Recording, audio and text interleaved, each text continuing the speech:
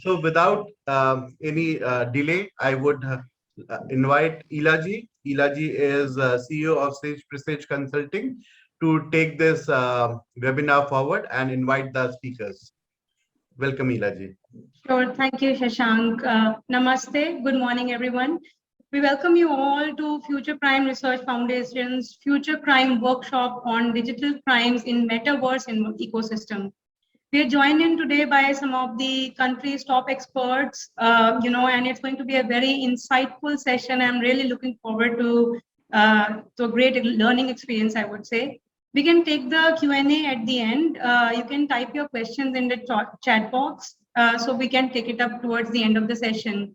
Moving on to the session, although there's a lot of excitement for Metaverse, there's also, as we know, a dark side to it which is not yet fully known or perceived.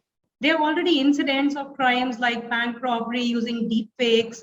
Virtual chat rooms or platforms are already witnessing cases of harassment, racism, hate speech, including on Meta platform itself. Virtual gaming platforms have been fatal in the past in some cases.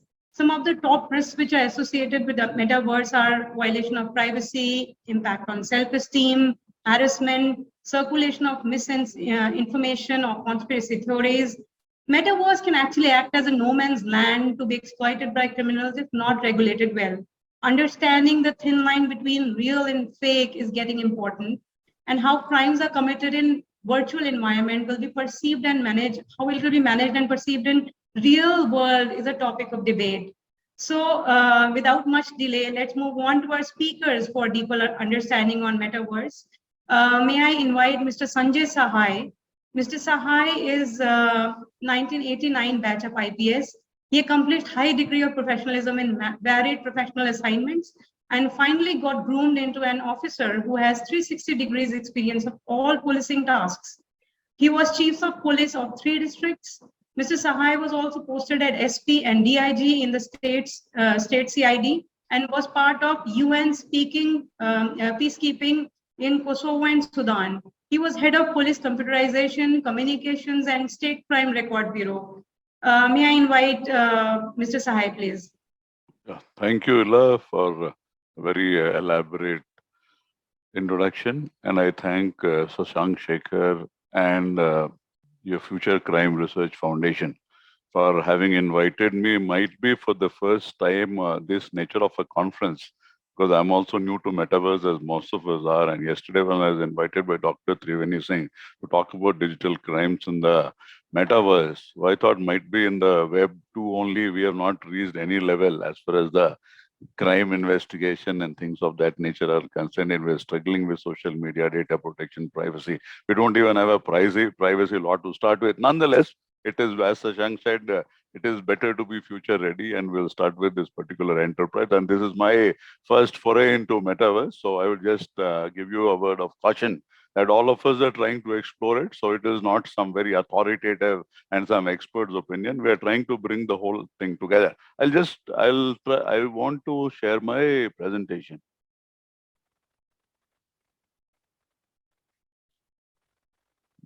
Yeah. I have the permission, I presume.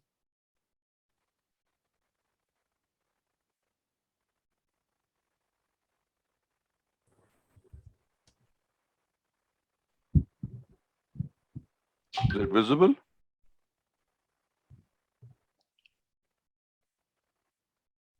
Yes, sir. Visible. Yes, sir. Yeah.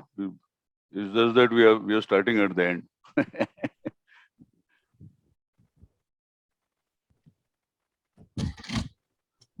So the project which I have taken up today is primarily to set the stage of what Metaverse is, what the inner wheeling dealings, where we have come from Web 1 to Web 3, how does Metaverse and Web 3 get connected? And I'll leave it to the great speakers which follow after me, inclusive of Pavan Duggal, who happens to be my classmate and a friend since 1982. So they will come and unravel as to what those digital crimes are. I will set the whole stage and completely delineate the myth of Metaverse, and then give you a very apt sort of a realization as to the trajectory on which we are, or the landmine which has been created, or that we are going from one ignorant platform to another ignorant platform, or we are catapulting into an area which we are just not aware of, and literally anybody and everybody is trying to make some sense out of it. And the way we graduated from a completely lawless web 1 to web 2, and still we are struggling with the social media and having this whole combination of nation state, federal structures, law enforcement, nothing tallying with whatever is the digital infrastructure. So my job, which I've assigned to myself, is to set the stage today for the metaverse, to understand the metaverse as well as we can. So is avatar our new existence? Same way as you have your electoral card and all sorts of UID and things of that nature, will avatar become our next form of existence in the digital world? So that is the biggest question, whether we will get an align to it and we will feel that, okay, this part is an extension of mine. We have tried our level best to make people understand what a digital footprint is and how much a digital footprint can damage you or it can help you, and in which manner you should be, you should try and create a very positive, impactful digital footprint. Nonetheless, whatever is happening in the digital world, you and me, I think everybody is aware of it. So this is the, one second.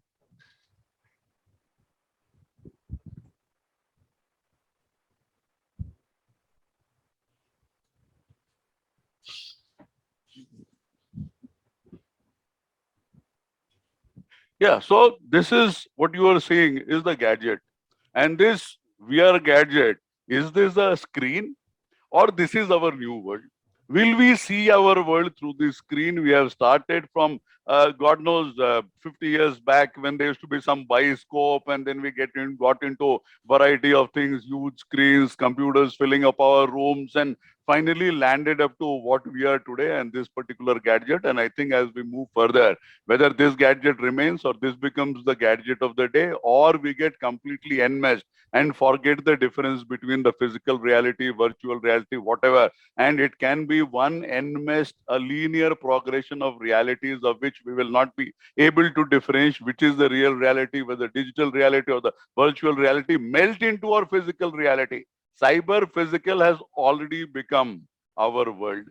Industrial Revolution 4.0 is there for our reckoning. Industry 4.0 is all around.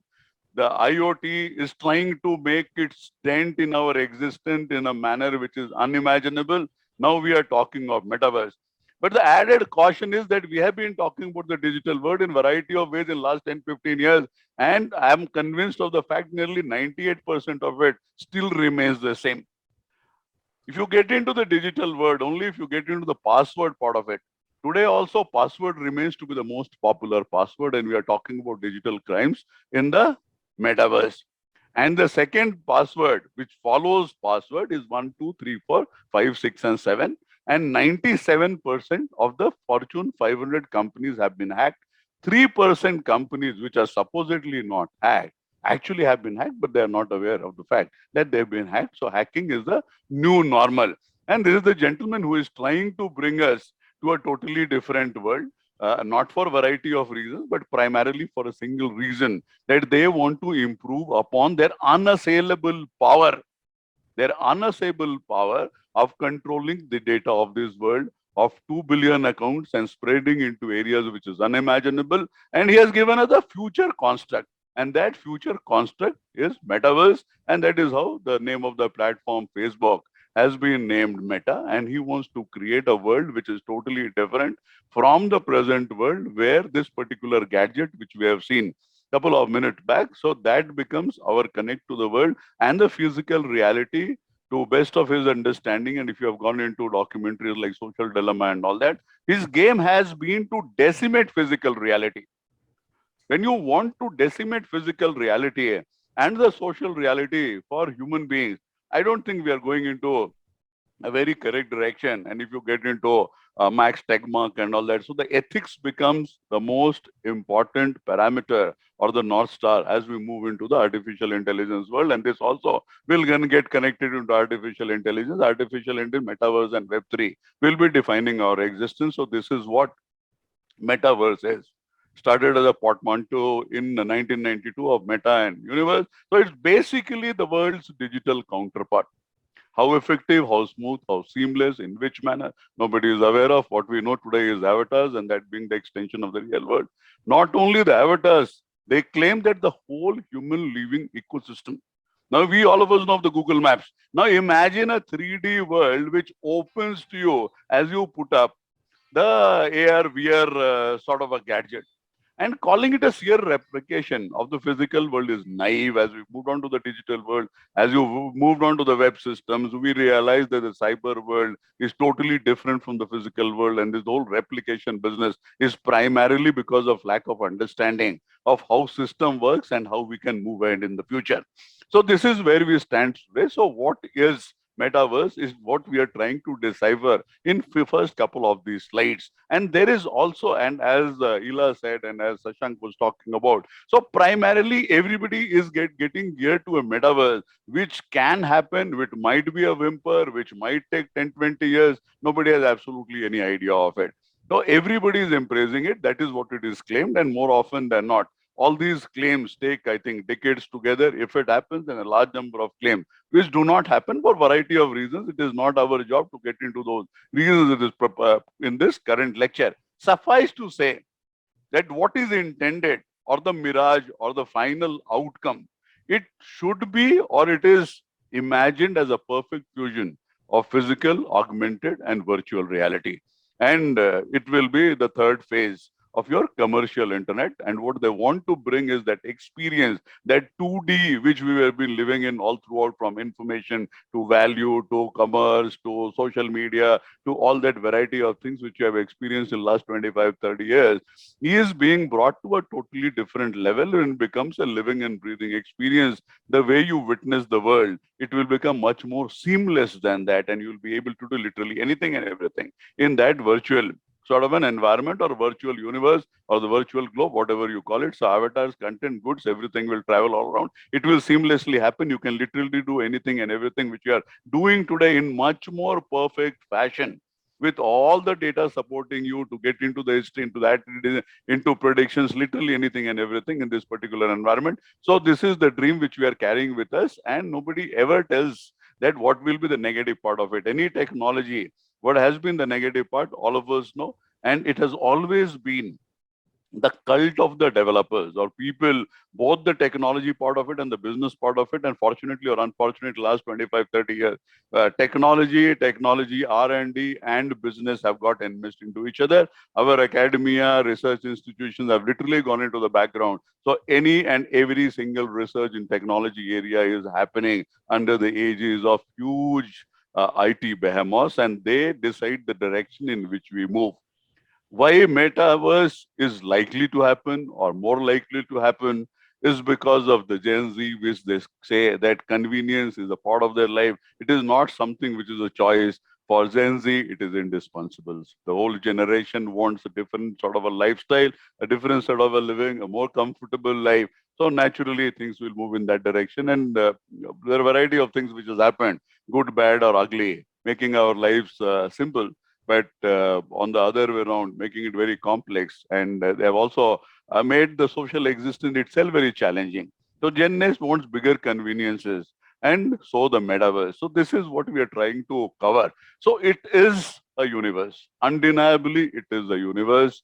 How it will fan out, which technologies will help, which will move out, where R&D will happen, which governments will pick up, which organizations will come together, all that is a different world. Or Mr. Mark Zuckerberg takes over this whole world into virtual reality and literally takes over the whole virtual reality paradigm in the manner these 4 or 5 companies have literally taken over the digital world. And as we move on to the metaverse, the understanding is that we will operate with Web3. If we operate with Web3, it will be a decentralized existence. So one way we have a challenge of a decentralized existence, which we all want.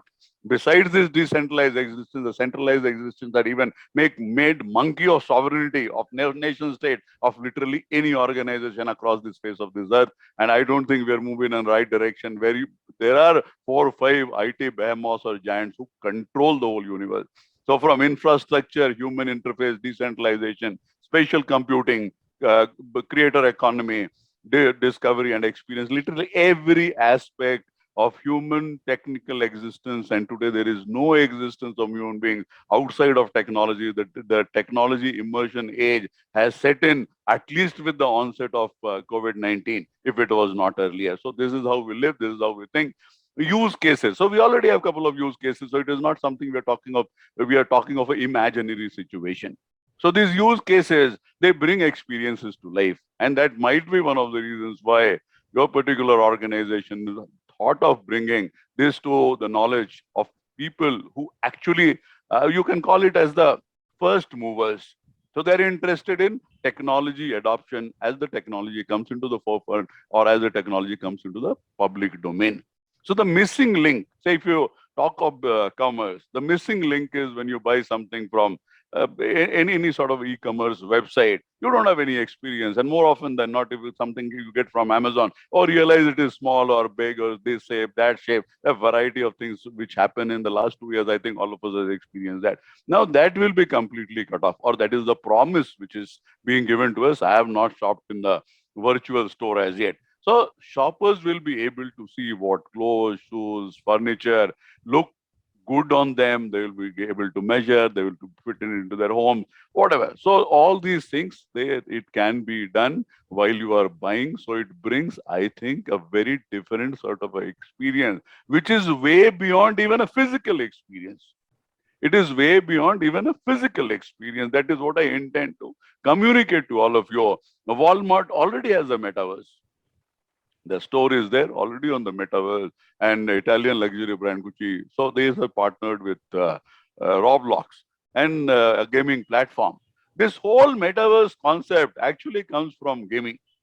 And that has graduated over the years, and people like Mark Zuckerberg, they felt there's a huge opportunity and they want to push the mankind into that particular sort of opportunity where he feels that that will be ideal for mankind, or it will be the biggest business opportunity for him and people belonging to his ilk. So the price of the item selected, and then automatically it will be debited from your Walmart account. We all know the convenience of our unified payment gateway. Now you think of a situation which is 10 times more comfortable, convenient. You need not even interact. You indicated something, you put the cursor somewhere, and literally anything and everything happens. So experiences, transactions, and commerce. So that gets integrated into a one unified experience at the back end.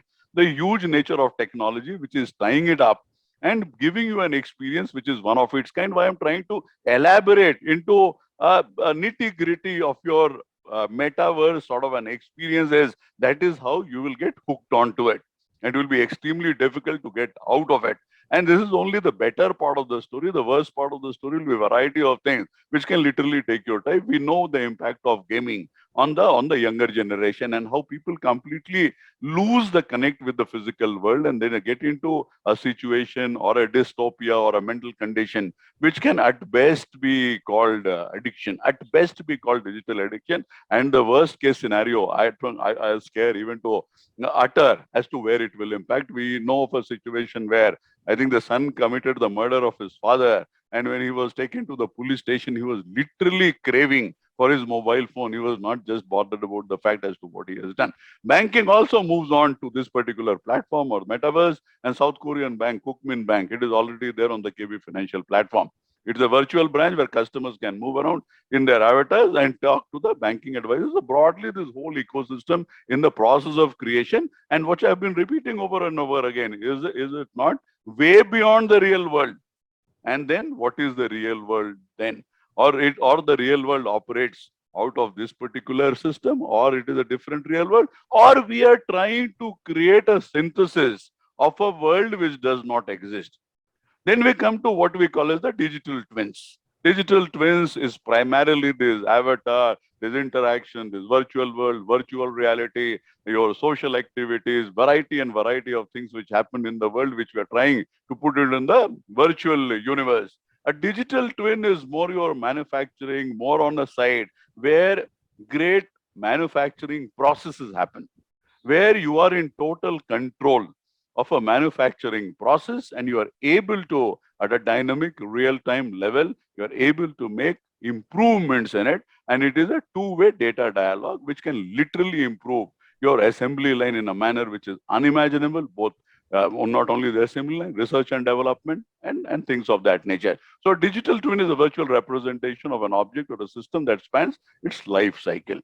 Is updated from real-time data and uses simulation, machine learning, and reasoning to help decision making. So it is beyond simulation, and it is beyond your avatars. There are linkages which I think, you'll be able to delineate, or you have been able to delineate through the course of this lecture. In simple terms, the virtual model accurately reflecting the physical object, and wind turbines is one of those particular areas which we have been talking about.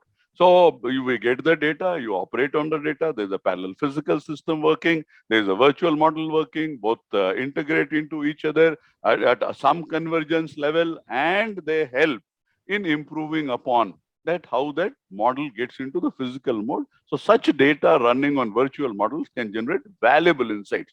So these are very clear-cut use cases which will take you to different world. But if you get from a different, like your digital crimes in the metaverse, I think you're getting into huge amount of, say, intellectual property, which relates to design, patent, and a large number of hacking in this particular area, which has been done by China in the last 2 decades. There's also been a situation where I think large part of design of F-35 was stolen. So these things have been happening, and as we move on to the metaverse, literally you will be able to get anything what you want on that particular model. And the next example primarily proves that, of how BMW is using NVIDIA's Omniverse platform for 31 different factories. If somebody is able to lay his hands on, I think he gets BMW for free. And there is, say, one of your Chinese or Korean or whatever companies, because people have been getting into this trade, it is not unknown to business practices. So let's not be naive that big multinational corporations don't operate into this, or states don't do, non-state actors, or a combination of all these. So moving ahead of simulation, these models can be called virtual environment. Simulation is only a one-way process. Virtual model has a two-way flow of information. So this is where we are coming from. So you talk of virtual reality, you talk of digital twins, you talk of a world where social interaction moves to a different level, business, commerce. So literally anything and everything is impacted if we are going in the direction which we are being shown. I'm not sure of the fact whether we will be able to go in that direction at that pace and with that sort of a dream and that sort of a mirage.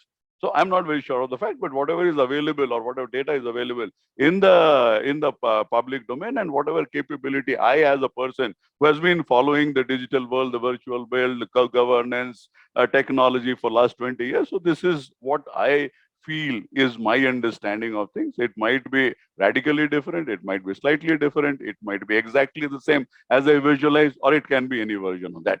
So data being ingested is better, constantly updated, relates to a wide range of areas. We'll not get into the further detailing of it. So this is where we are as far as digital twins are concerned, and digital twins can literally take over any advanced tech, scientific sort of a model, exercise, process, manufacturing. So this is where we go. So when we come to data, now how does this data get handled? What is this metaverse data?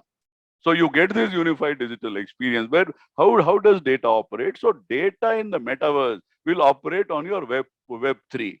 So your web 3.0 is the methodology of the data which operates at the back end of the metaverse, or under a whole unified command and control structure, or a flawless structure of web 3, where we move from a centralized to a decentralized, where provenance, veracity, and value become the order of the day.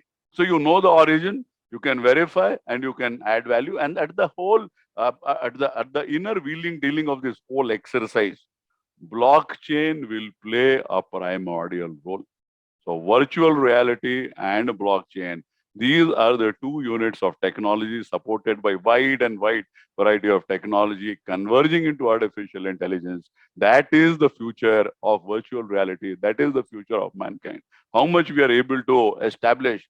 And this whole jungle growth, which happened in Web 1, Web 2, that jungle growth, I am literally convinced of the fact, is going to happen again in Web 3. And with every successive generation of the internet, the control of the state enforcement agencies' capability to investigate, use of data, sovereignty, everything will get It will get lower and lower. It will get more and more compromised as we move further. It will let you own a pair of digital shoes.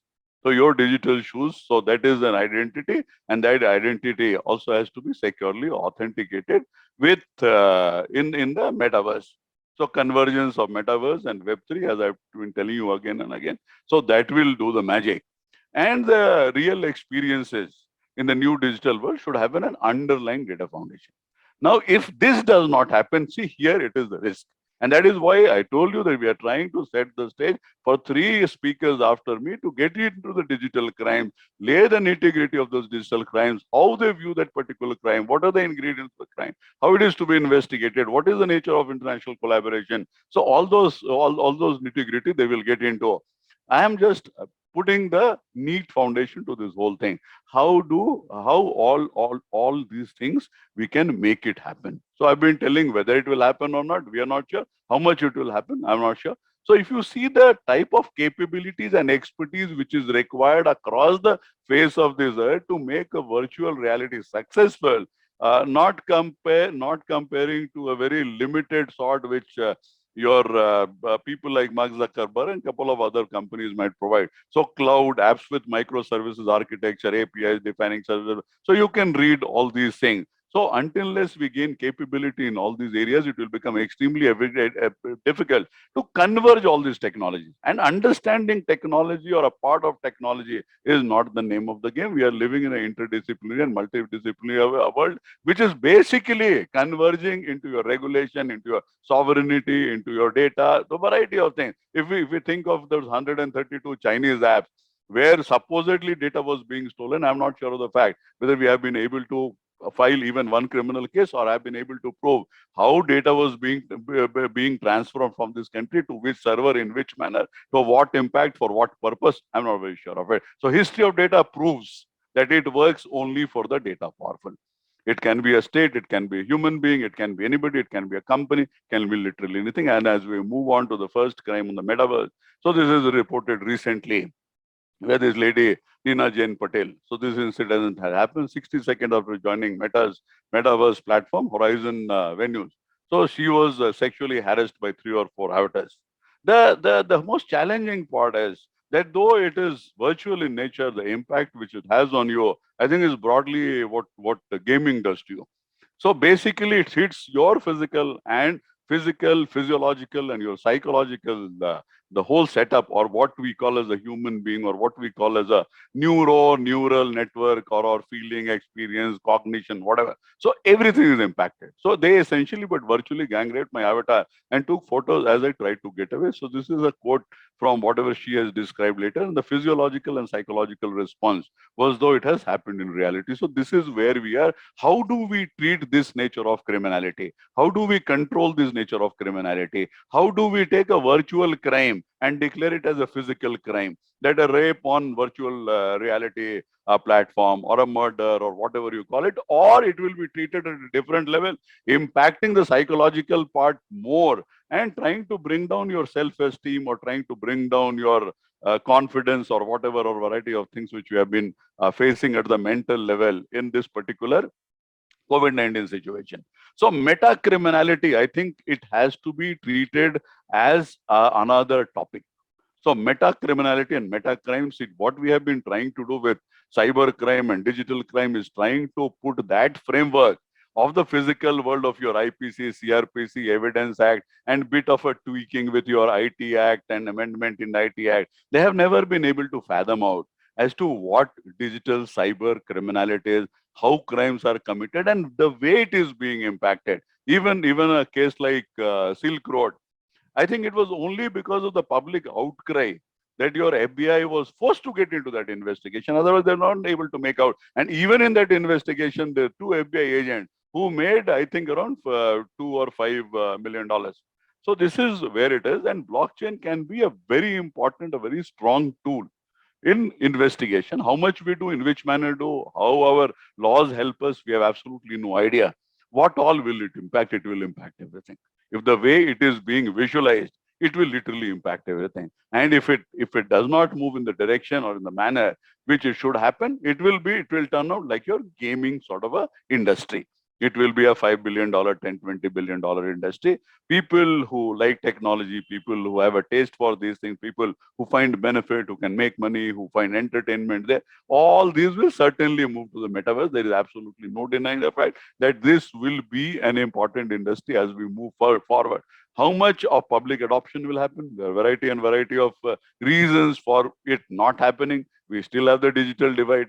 I will not get into those reasons or the causes which all of us you are aware of. So how much of criminality, crimes, investigation, regulation and enforcement we have been able to understand of Web 2? So that is my first question. If we have reached on a scale of 10, 2 or 3, if 10% of our cases go for cyber forensics, if we have not been able to understand the thought process or the criminality component of a cyber crime, if we are not able to understand why the 2016 presidential elections of the US had been hacked, and we are not even aware of the fact as to what impact it made, or if you are not able to understand how Brexit happened and what was the role of these great characters like Facebook and Cambridge Analytica. Now, these are the same guys who are taking us to the metaverse. So you can give it a thought as to how much we can rely on them, in which manner, for what purpose. And these are the guys who have never appeared for any of the congressional hearings or wherever they have appeared. They have come up with bland statement because of the huge financial power. They have been able to get away with from variety of things and from the clutches of law for sure. If metaverse is a replication of the physical world, what all crimes can happen? Literally any and every crime can happen. More on your banking, financial services, insurance, and that part of the financials. There it will be very, very impact making on the sides of, say, self-esteem or bullying or defamation or all that variety of things which primarily comes out of the people's feeling regarding you, or spreading hate or propaganda, demeaning people, getting away with things, while it does not fall into the physical law. So nearly 80-90% of today's digital world is literally unconcerned of the law. And not only the law and the crime we are talking about, there is a whole world of crime above and beyond this. That Facebook does not pay one single penny of tax to a sovereign state.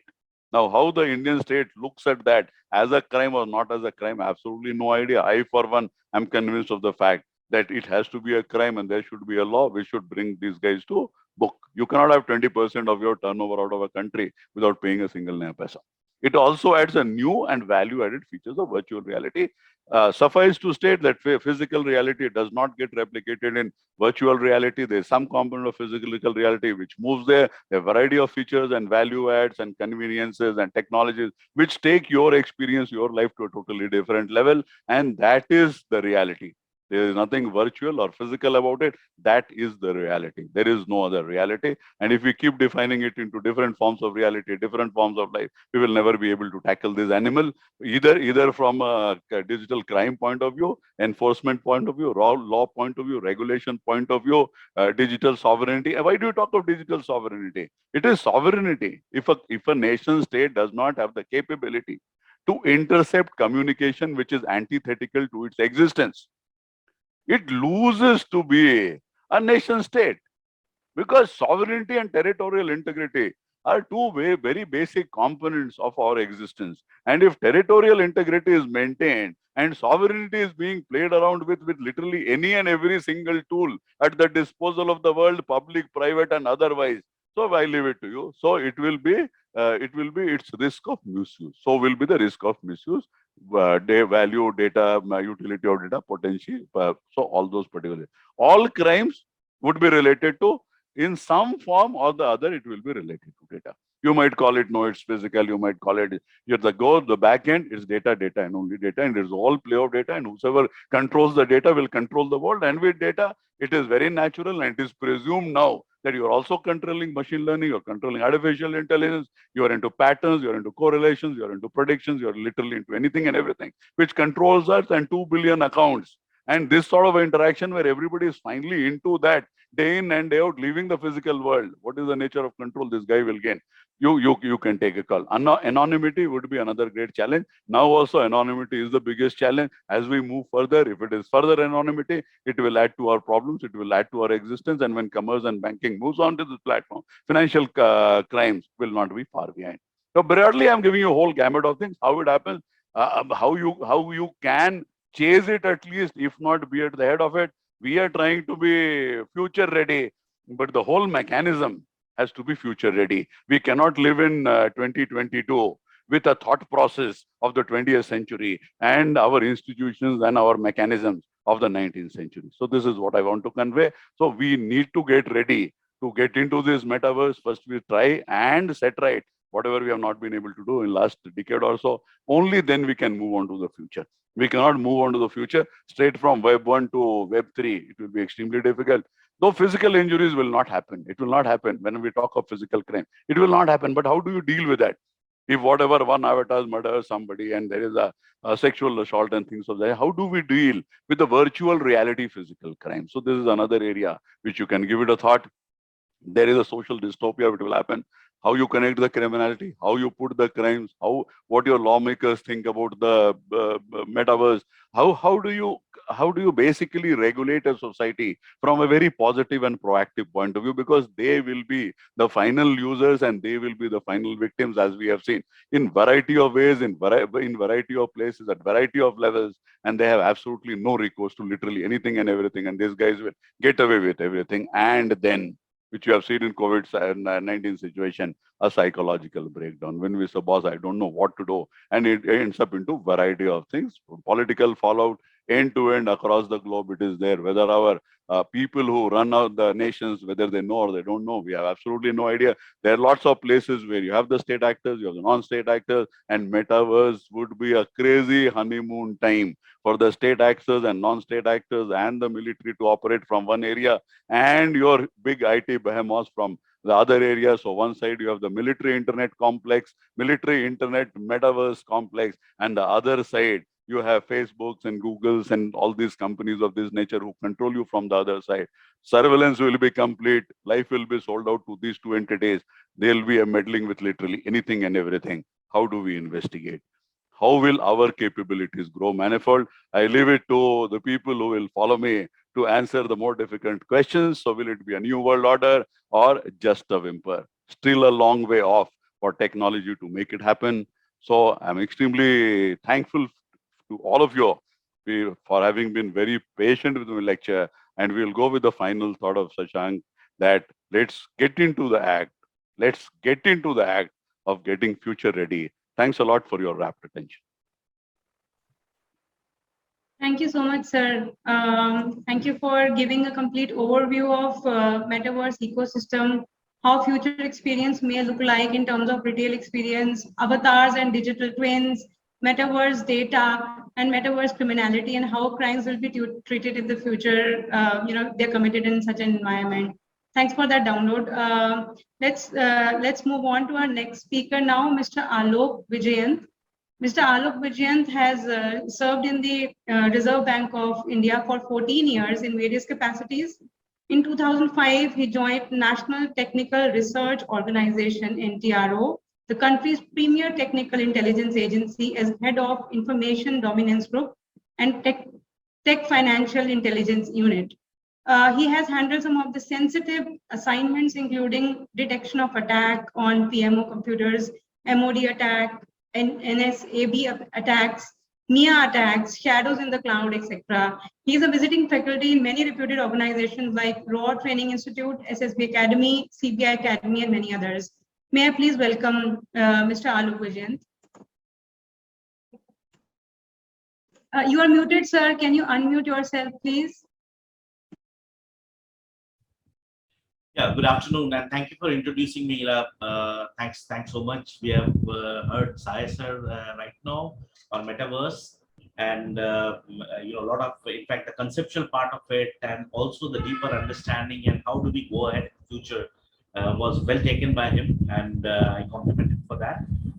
I'll basically, because I was just seeing a couple of questions in the question answers, and there I find that the participants would like to have a little layman's view on the subject first, and thereafter probably go on to the deeper aspects of things. So a couple of minutes I will take on actually explaining that what in the layman terms this metaverse means. Talking about VR, AR, XR, and blockchain, and the allied technology that comes with it. May give a glimpse to people who are already initiated into this metaverse, ecosystem. So let me give you from the user's perspective, what does this metaverse mean? So I'll take you, in fact, I will just share the screen and then I'll keep going and speaking.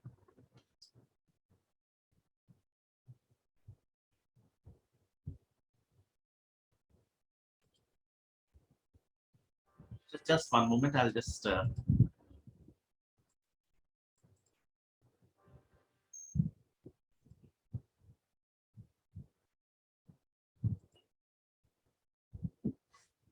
just one moment.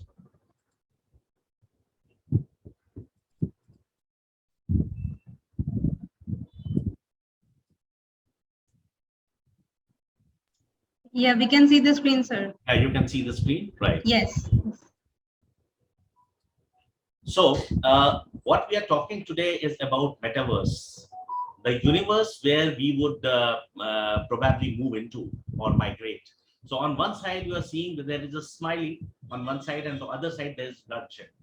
What it's basically I'm trying to represent is it has got both positives as well as negatives. It doesn't go without vices. Whenever the human race has tried to actually compete with the nature, or maybe try to change the nature, there has been catastrophes. Whether it comes with the advent of the nuclear, capability, or invention of the nuclear theories, to any new and disruptive techniques that started altering the natural, nature per se. So those are the places where we have seen a lot of negatives happening, lot of in fact the effects on the psychology, the health, the body, the physical, lot of things. And metaverse to me actually seems similar kind of a disruptive arena, which is going to change the way we live. It is going to change the way we think.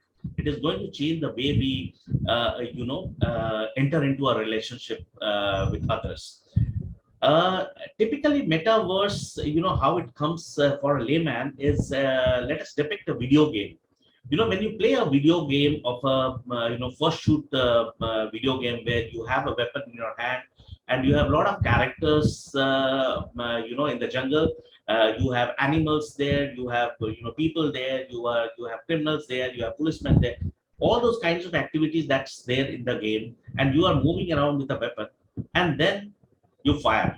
So that was an issue of VR, that was a virtual reality. So basically on a screen which you can view and which you can navigate through, there are objects which have been placed inside the screen digitally, which do not actually appear on those lines, but they are created, or the instance of it is created in real time at different locations. That's why the games are normally random.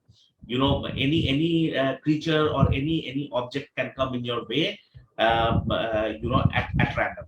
So that was the scene of virtual reality. The augmented reality came in when you can also add your digital footprint or digital marks onto the digital screen. So it was not only that you are walking through a jungle and you are navigating, looking left, right, etc., but you are also able to add some digital entities in that, and you can interact with them. So you can lift up a person, you can lift up another weapon from anywhere. So these were basically that augmented reality. So you are augmenting virtual with digital entities. So you are augmenting that. And when it comes to extended reality, it's a hybrid approach where both the things are there. Now, what is typically happening in metaverse? Metaverse, you are creating a new planet of your own, planet or a universe of your own, and that universe will have everything what you see in the physical world, and that is what is the metaverse. So how will it work? Like Sahay sir has spoken that the base pillars of this metaverse is going to be, crypto. Crypto is one for basically the blockchain is for exchange, or it's like a digital currency exchange system, which is going to ride on one technique, and currently that technique is the blockchain. Why I'm using the word currently? Because tomorrow you may all of a sudden come to know that there is another yet stronger technology which has come in, and most of the currencies, the digital currencies, are moving on to that. So though blockchain is a secured transactional method as of now, but it's not a guarantee that will stay forever. That's one. Second, a very important part in this entire metaverse is creation of digital assets.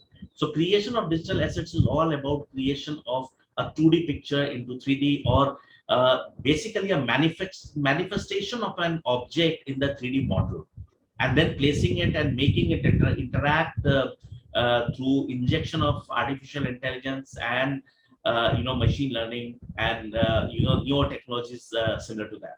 Why I am saying that machine learning is important? Because when you create an avatar, that avatar has to mimic you. If it is your avatar, it has to mimic you. It must give the behavior. It must give the body language.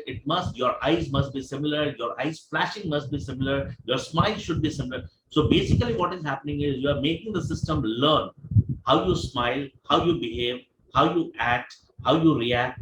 All these things the system learns. So that system learning comes with the machine learning, and then artificially enabling the avatar to act on your behalf. That is where the artificial intelligence comes. So tons of data, tons of exercises will go on in teaching your artificial intelligence engine, machine learning engines, to learn your behavior. The moment your avatar picks up your behavior, learns your the acts and the reactions, that is the time when artificial intelligence will come into picture, and it will start automatically giving reactions to all your activities. So what is metaverse? Now, if you see on the left hand side, it's a very well known picture. It's a Krish movie. On the left hand side, you see Krish, and on the right hand side, you see somebody. Can you guess who is he? Amit Dubey. So he asks the question that I want to become Krish, can I? Today, in this current generation, on the physical world, Amit Dubey is a cybersecurity expert, and he wishes, I wish I could fly. I wish I could be like Krish. He admires Krish like anything. Okay, I want to become Krish. So, can he do that? Yes. How can he do that? That's the question which he asks. How? How am I going to actually become Krish in a virtual life? And that is where the metaverse comes into picture. It's a virtual universe which is persistent, which is online. It's a 3D universe. So basically you can navigate through it. It's a universe of its own. The only thing is physically you can't traverse this universe. You need an entity known as avatar to enter into this virtual world and the virtual universe to act and react on your behalf as you. And that is what is this entire metaverse all about.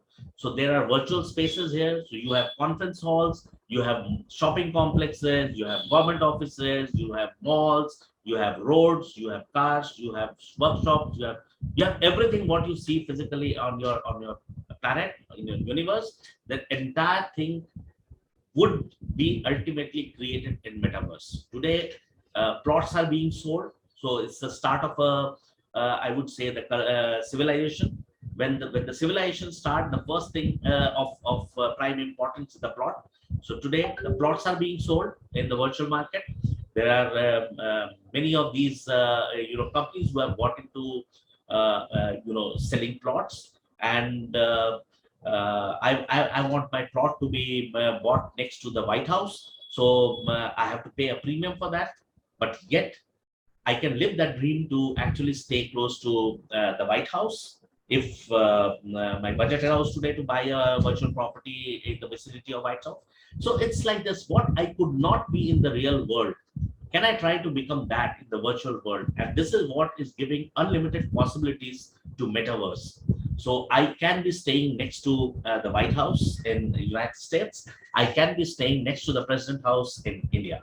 So that is where the unlimited possibilities that come out with Metaverse comes into play. Now, what do you want? What was the idea behind the Metaverse? Why at all somebody had to think about, creating creating a new world or a new planet or a new universe? Because people always wanted to relive your life. We always say that, okay, I wish I was whatever. So if you want to relive your life, the life doesn't give an opportunity to relive today. So whenever there is no opportunity, when there was no flying, when humans could not fly as birds, the humans invented the aircraft and flew like birds. They invented hovercrafts to swim in the ocean and so on and so forth. So what happens typically is whatever is denied to you by the nature, you always try to create an alternative to enjoy and experience that particular thing in your real life. So if the real life does not give an ability to go back in time and then relive your life and redo the entire thing or undo, so the life has no undo button. Whereas in Metaverse, they will give an opportunity to have an undo button in your life. That is one very added feature, which is attracting a lot of people. And that is the reason why this idea of a Metaverse is gaining a lot of traction, because people want to relive their life. Role play. Now, this is second very important thing in one's life. I always admire that I could be the president of the United States. If I could be the president of the United States, how do I look like? So in this particular virtual world, you can actually play that role. You can actually change yourself. Your behavior can change. You can actually imitate somebody else's behavior and play a role. It has got a lot of vices again, but then, it gives you an ability there. And plus, it gives you tremendous amount of opportunity to gain money out of nothing. Why I'm saying gaining money out of nothing is because there is no money there, but yet people are creating money and then distributing and spreading money. So that is the kind of money it is there. It is yet to be seen that how these digital currencies in the Metaverse would start getting converted into physical currency in the real world. I mean, it is not yet very clear on this. So what are the power source of Metaverse? Now, spoken by my earlier speaker, he has already spoken all these things, but I have just listed it as 6 block diagrams. The blockchain is the underlying technology that ensures the proof of delivery, the digital proof of ownership. It ensures that there is a transfer of value. It also, if enabled, can give you a little amount of governance on this. So this is the place where many of the controls are going to come in, because along with this Metaverse, the idea of Metaverse, there are going to be a lot of crimes and criminality happening around. So in order to control that, this is the place. This is the first quadrant, is the place where the law enforcement and the security agencies are going to look into, so that governance can be ensured. Accessibility is another feature which is governed by basically the underlying infrastructure that will on which this entire Metaverse will rest. Interoperability is very important consideration in this entire scenario of things, because today we have one technology of blockchain, tomorrow it can have any other technology. So adaptability and scaling up has to be inherent into this entire game of Metaverse. Then comes digital collectivity in the form of NFT, non-fungible tokens, because these are basically digital assets whose records have to be completely maintained and changed as per the legitimate transaction that is happening on the blockchain and the cryptocurrency.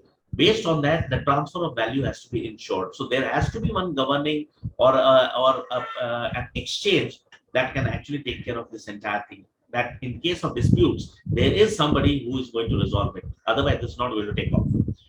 The second part is cryptocurrency. Now, anything which I create on the internet, I don't do it free of cost. So how do I make or how do I create money out of it is going to be transacted in the form of cryptocurrency. So if I am a developer in SolidWorks or any of the 3D models, and I am creating an avatar, I am one of the creator of, or a person who is going to populate or make this metaverse a success. So I am making an avatar for them. There is another person who is going to train the AI engine, train the machine, and inject artificial intelligence algorithms on top of it, so that it can imitate you. So that is the second set of people around.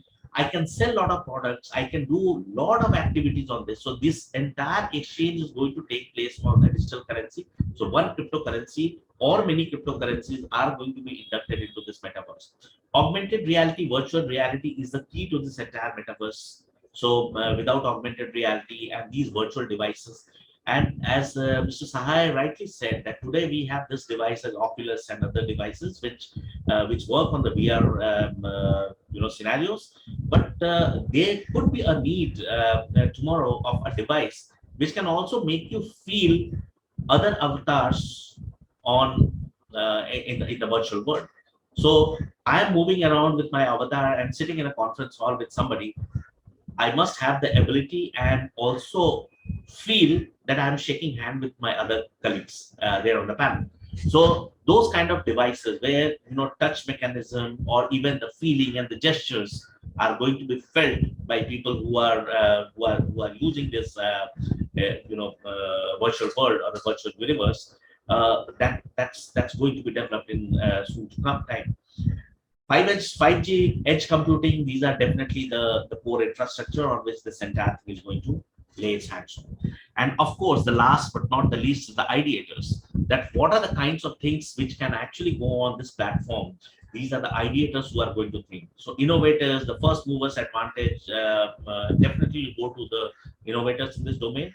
What you can sell, what is the demand, how is the supply side going to be furnished, who are the players who are going to actually provide the supply side, how to create new demands, how to create interest in something. Like Mr. Sahay has talked about, digital shoes. Now, digital shoes, you can have a custom digital shoe. You can have like spring-based digital shoe on which you can actually take a spring and you can move forward. Those kind of, very, very innovative things. And because people want to be identified as unique in this world, and for getting themselves identified as unique in this world, they would go and buy anything that makes them unique. So any custom solution, any custom designs, any custom. So there again, when we talk about the design, now there will be a lot of virtual designers who will be actually designing new clothes for them. So the physical designers will also get into this mode where they will design a lot of 3D NFTs for dress designing, your makeups. So all these things are going to go a tremendous amount of metamorphosis, and a lot of new things are going to come in at least in the next 2 to 3 years. A lot of developments are going to take place in this domain. What are the components of metaverse? We have talked about digital currency, digital infrastructure, digital assets. Digital assets are basically NFTs and other things. Marketplace, NFTs, workplace, and online shopping. These and of course the digital humans. They are going to be the core components of this metaverse. And last, I have just added that the concerts and events, because ultimately when you're going to commercialize this entire activity, there has to be attractions. You need to go out. You need to you need to be visiting a place to actually enjoy music. You need to go and enjoy a dance, and so on and so forth. So there will be a lot of concerts and events and music and movies and all kinds of digital displays. There'll be live virtual I would say fashion shows and so on and so forth. So they will be the places of public visit in the virtual environment. Now, challenges for metaverse. Again, it has already been spoken about. Reputation and identity management and control is going to be a very, very big issue, because I get a avatar made by some designer. He makes it exclusive for me. My avatar starts replicating my moves. It starts, identifying me as him. and then I go there and somebody just steals my identity, or in the virtual world, and then he uses an identity for nefarious activities, and then again hands it over back to me. I would never know that what nefarious activities have taken place in my absence, that the time I lost that that avatar. And definitely it is going to be a loss of reputation to me, and also losing my identity can also fix me in a lot of other activities. So management and control of reputation and identity, I don't know how they're going to implement it, but this is a must. Data and security, of course, the kind of data that the system or this entire ecosystem will pick up, we can't even imagine that what kind of data it can pick up. It can pick up from, just short of DNA, it will pick up everything, I believe. Currency and payment system, the currency and payment system has to be robust, and it has to be standardized, because if there is no acceptance of cross currency in this particular world, then and if there is nobody who is balancing the rates of these cross currencies, and lack of standardization can actually make it fall flat. Laws and jurisdiction. What are the global rules going to be, and who is going to control them? Is there going to be an international court of justice, or it is going to be individually ruled in respective jurisdiction? These all things have to be settled right in the very beginning, because when the things takes off, it is likely to have a lot of devastating effect initially, because people will not know how to use it. People will not know how to keep their avatars safe and secure. And that is the time most of the criminals and crimes will take place. Community and affiliation, regional, religion, and ethnic. Now, this is, I had talked about it way back in 2006, that how social networks are going to be communitized, and the regional biases will actually start appearing in groups in social media, and how it will start affecting the psychology and affiliations of people. And again, I am interpreting the same thing for the metaverse universe. There will be community made. There will be East Bloc, West Bloc, North Bloc, South Bloc. There will be Hindu, Muslim, Sikh, and Jews, and everyone. So those kind of religion and regional and ethnic kind of groups are going to be, and also, of course, I shouldn't forget the terrorist networks. The community and affiliation, the terrorist community also would benefit from this metaverse, wherein they will start doing a role play before actually doing a physical activity. So they will test everything in a virtual environment. They will test everything in a metaverse, and then they will learn from their failures in that metaverse, and then implement it in the real world scenario, which is going to be very, very devastating. Time and space synchronization again is going to be very, very critical, because who will control the time, and which time are we going to follow? The other day I was sitting with some people who said that Greenwich Mean Time is the standard time which we follow. But in the old mythologies, Ujjain is the place whose time is followed as a central world time. Who is going to decide what time and what space is going to be synchronized with the entire metaverse system? So that is what is, time is very, very important in this entire activity. Now, I was going through one of my old slides when I used to talk about cyber terrorism and cybercrime and things like that. So when I started looking at what are the physical crimes that happen today, I just listed out all those. It's a very old slide which I had made almost like 11 years back.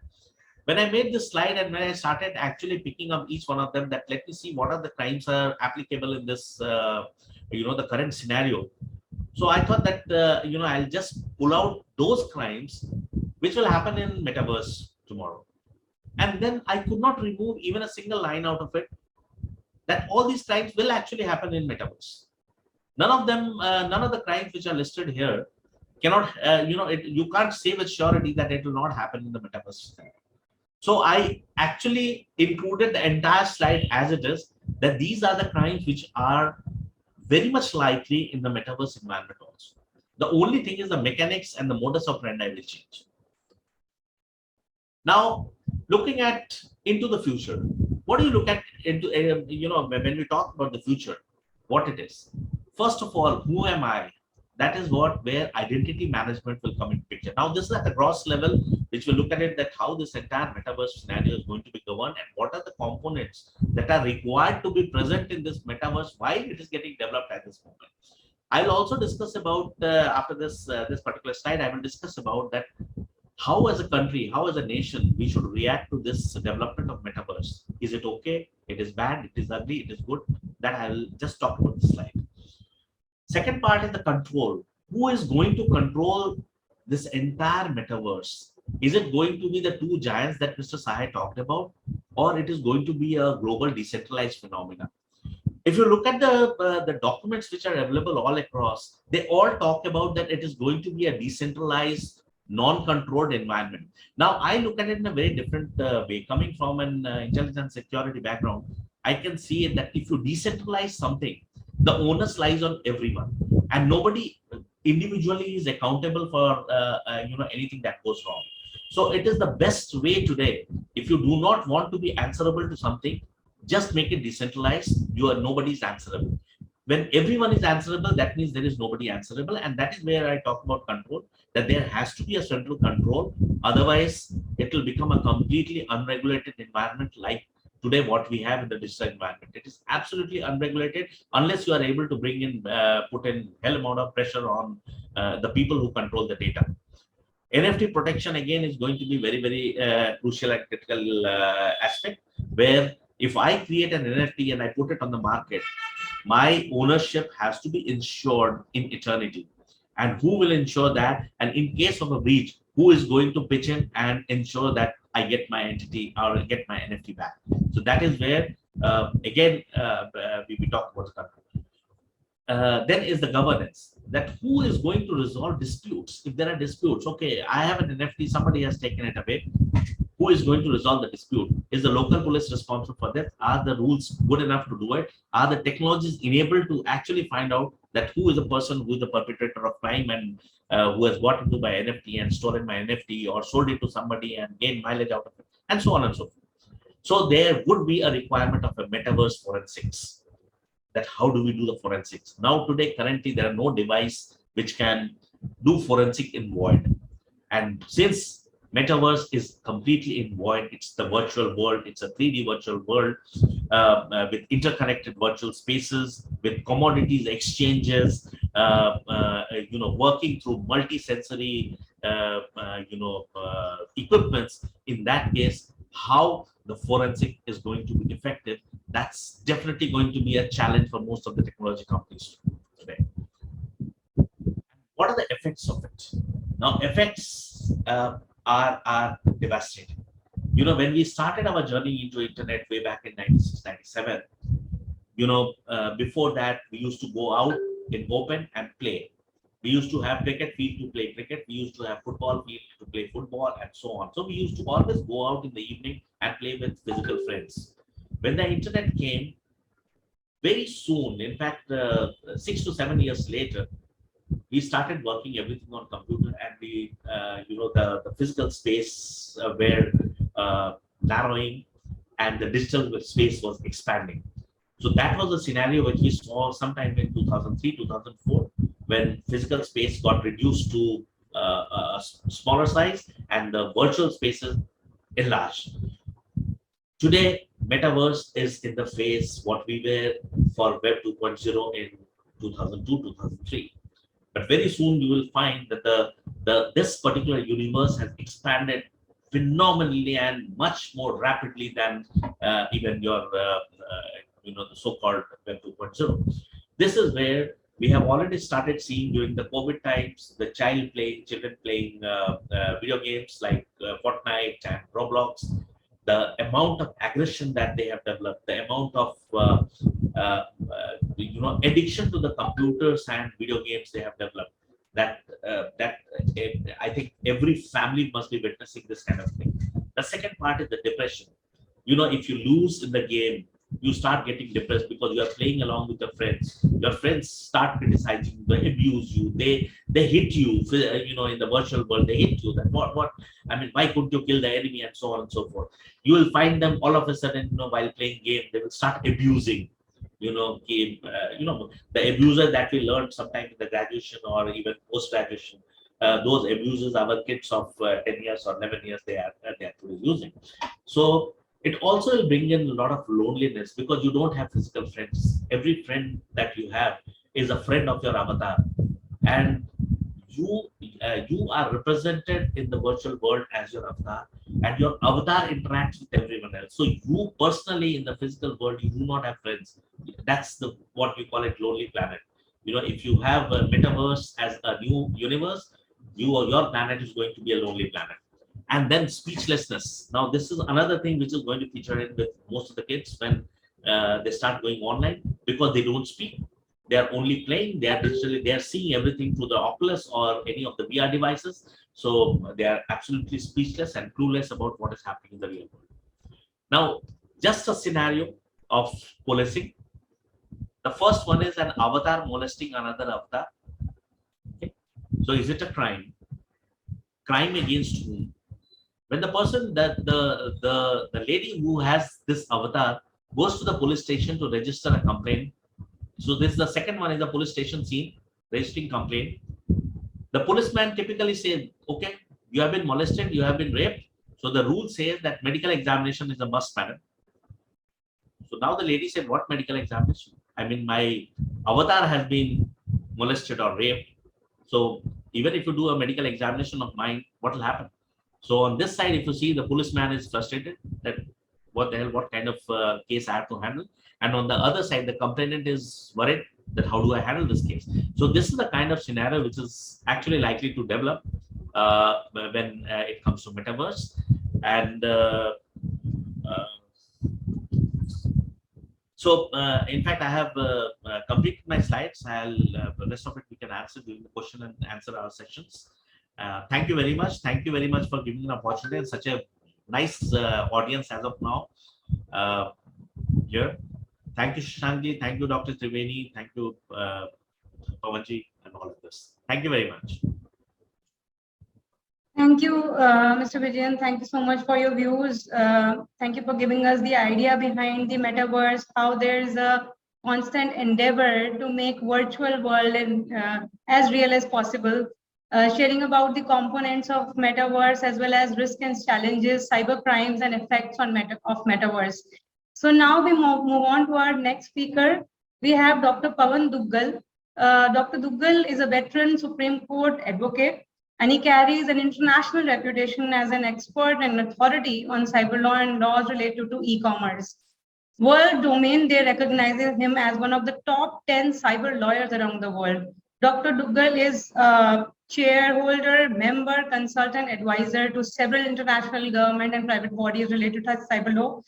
He heads his niche law firm, Pavan Duggal Associates. He has spoken at more than 2,000 conferences, seminars, workshops, and he has around 150 books on his name.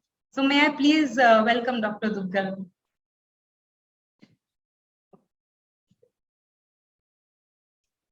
Thank you, ma'am, for your kind words and for giving me this opportunity. Well, Metaverse today brings across new distinctive legal challenges. And as a lawyer, I can clearly let you know that Metaverse law as a subdiscipline of cyber law is going to be evolving very rapidly in the next few years. To a large extent, Metaverse law would be based on the foundations of cyber law. But more significantly, we will quickly start realizing new manifestations and new orientations of the legal jurisprudence coming forward. And today, the fundamental question that comes up for consideration is Metaverse legal? Well, just because the technology is existing, does it mean it's legal? Let me put the question on a converse. Just because there is no law which illegalizes a particular technology, does that mean it becomes legal? So it really depends on which side of the spectrum you're looking at. My thumb rule guiding principle is that if there is no law which illegalizes or criminalizes the use of a technology, then the normal presumption has to be that this particular technology is legal, is valid, and can be used for a variety of purposes. So, Metaverse can definitely be seen to be legal.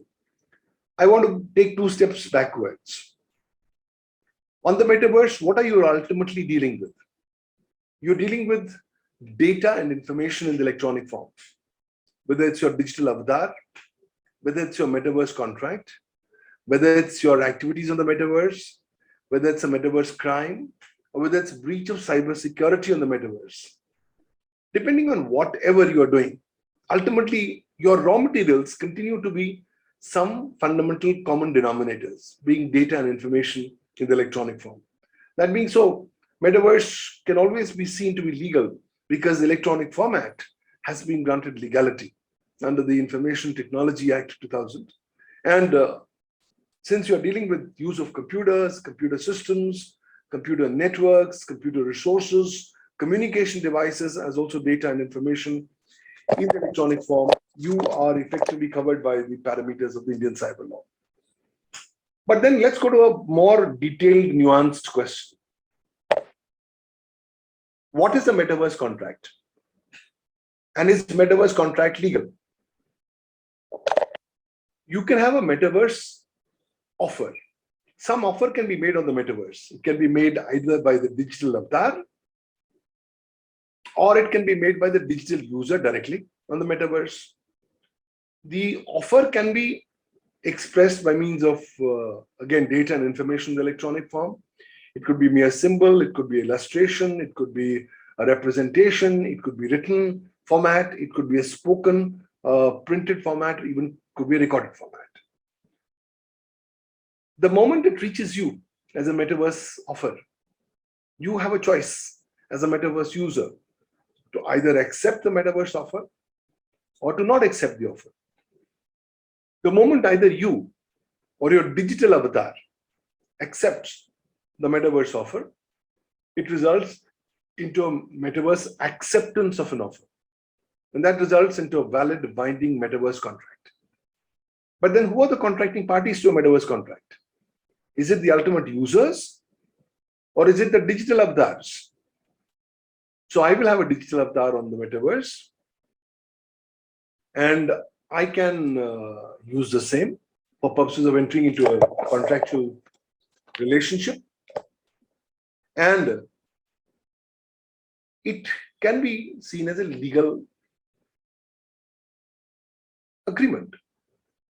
But whether it will be granted the legality under law is a big question, because when one looks at the existing provisions of legal frameworks, one finds that the legal frameworks were never really drafted keeping in mind that people beyond humans could potentially be entering into contracts.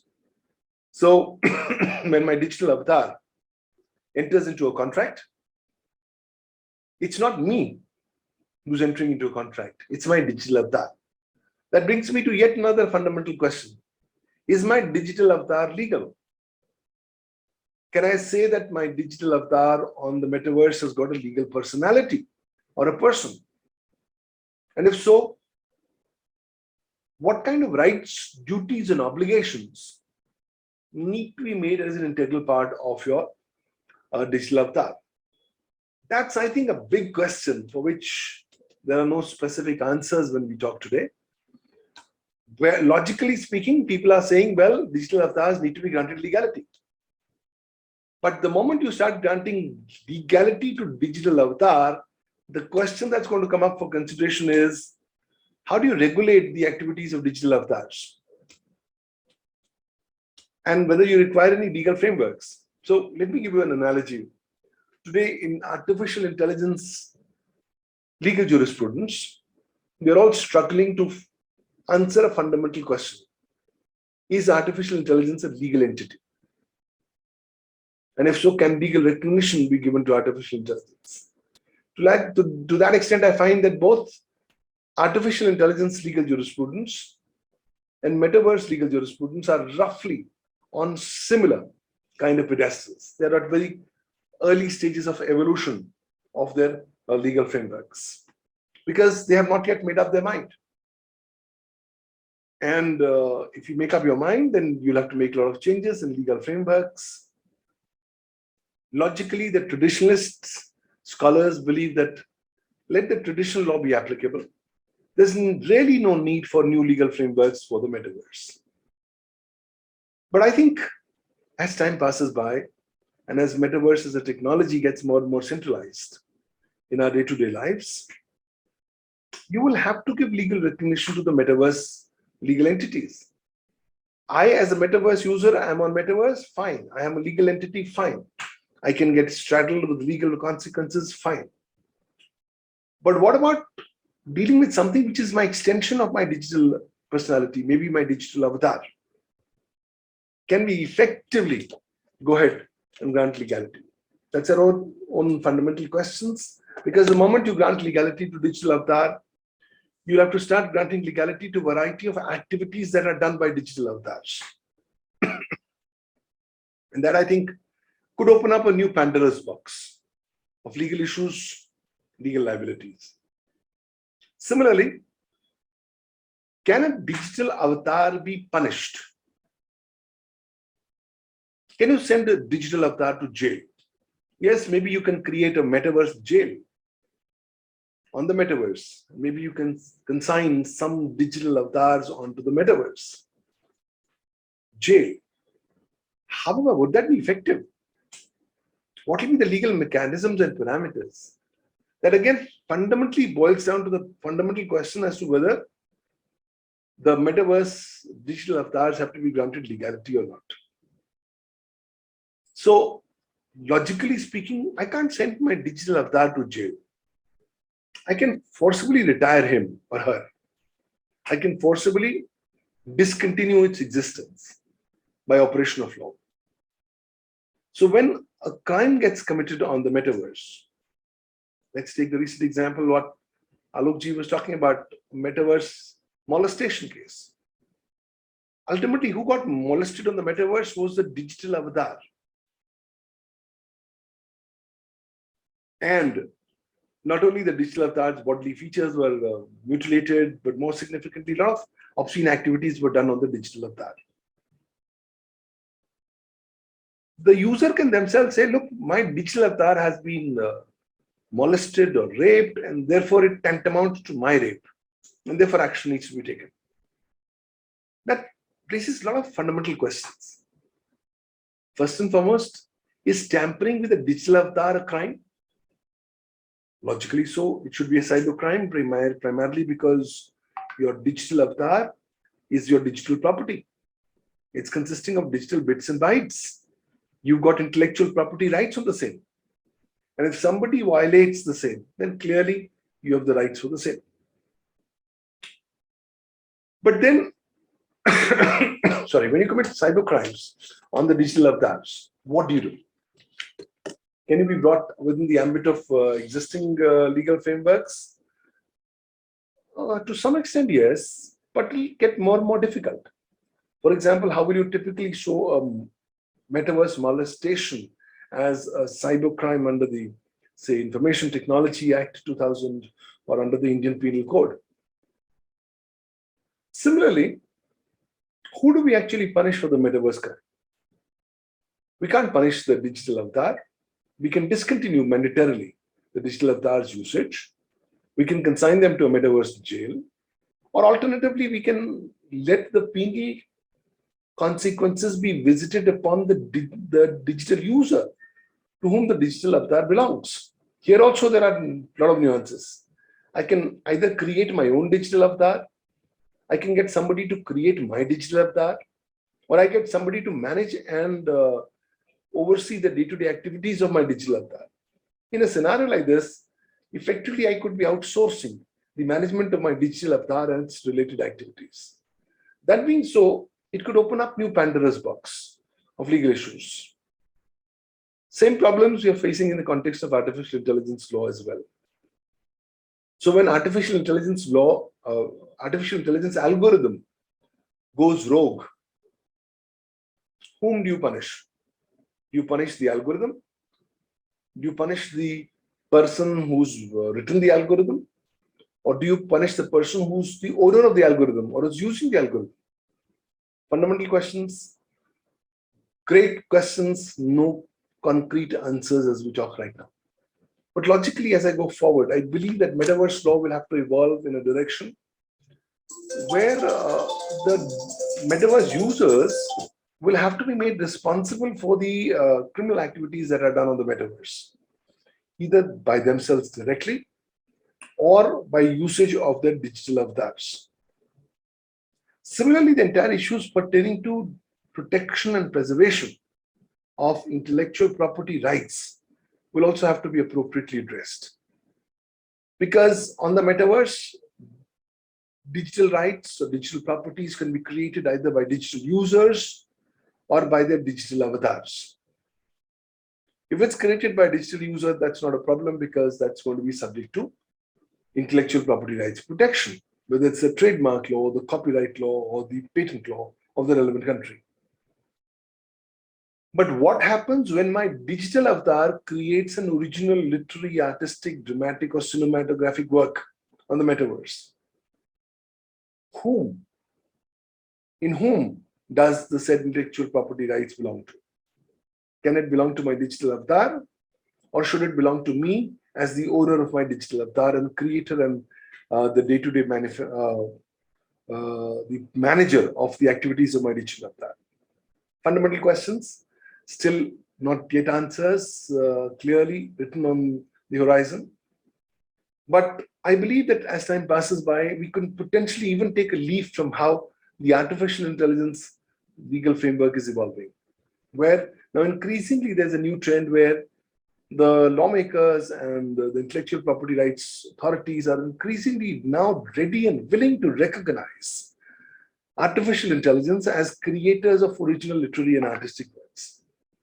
So in a similar scenario, I could potentially even not rule out the fact that on the digital metaverse, the metaverse entities, the digital avatars, could themselves potentially be creating original literary artistic works on which there are going to be intellectual property rights, and the said property rights are potentially going to be vested in the said legal entities. So, very fundamental question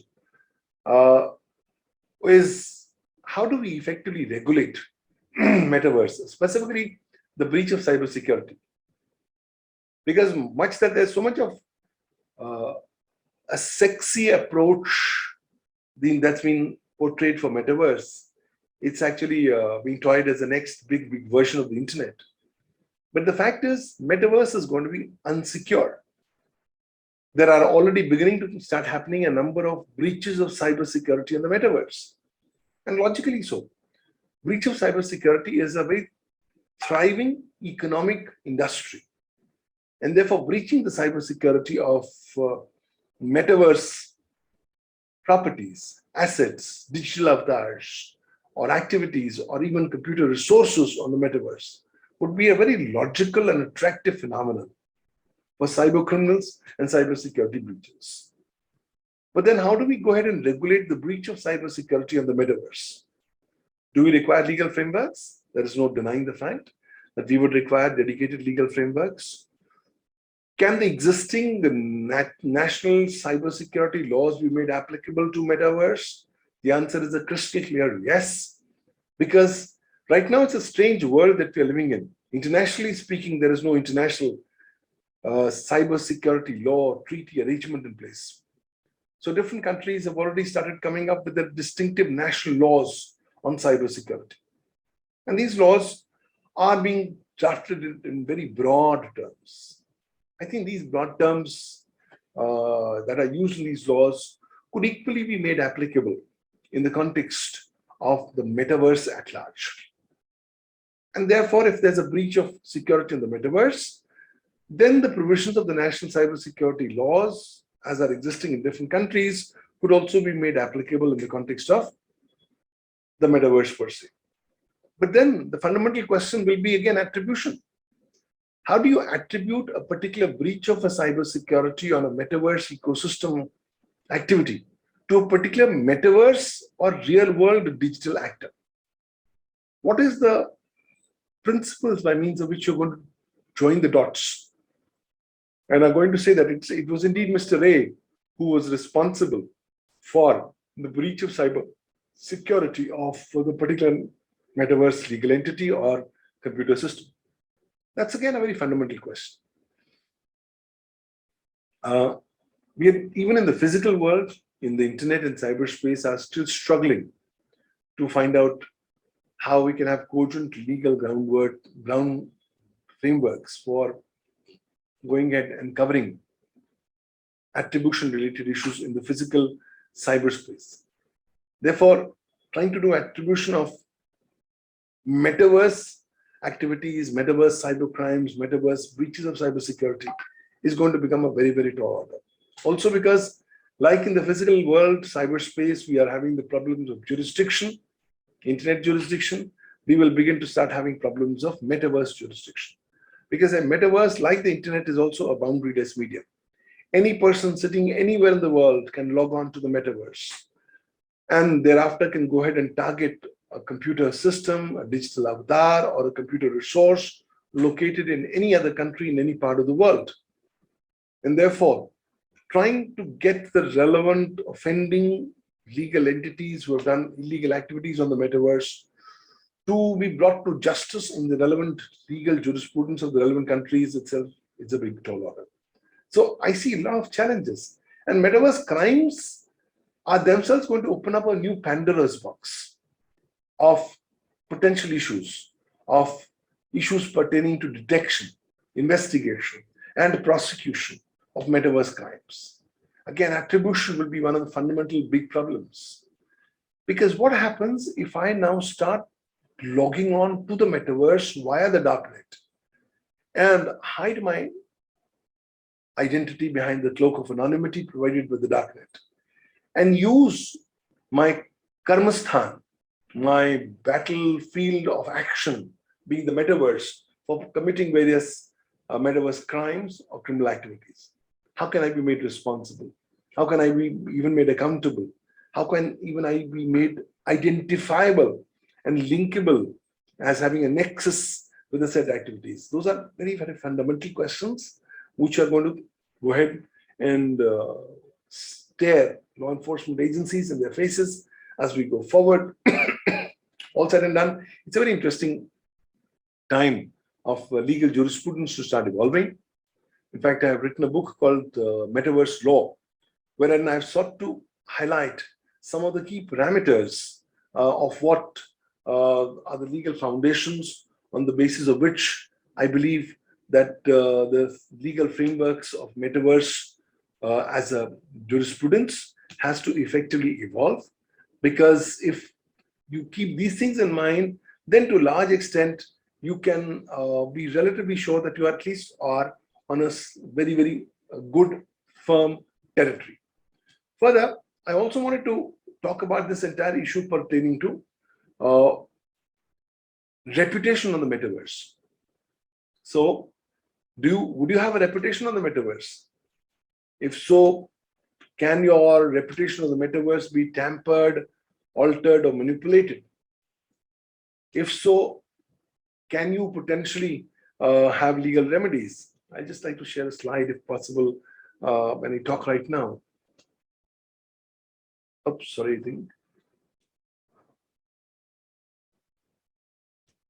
I was trying to share with you a slide pertaining to metaverse.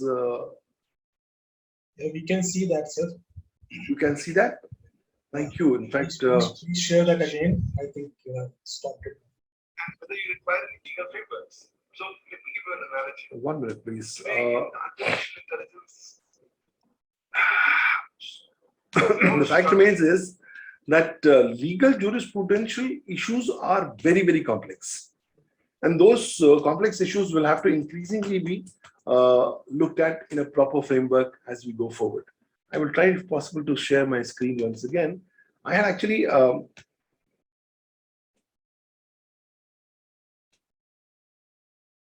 you able to see my screen, please? Not now. Sorry, I think. So, I think in this Yes, it's visible, sir.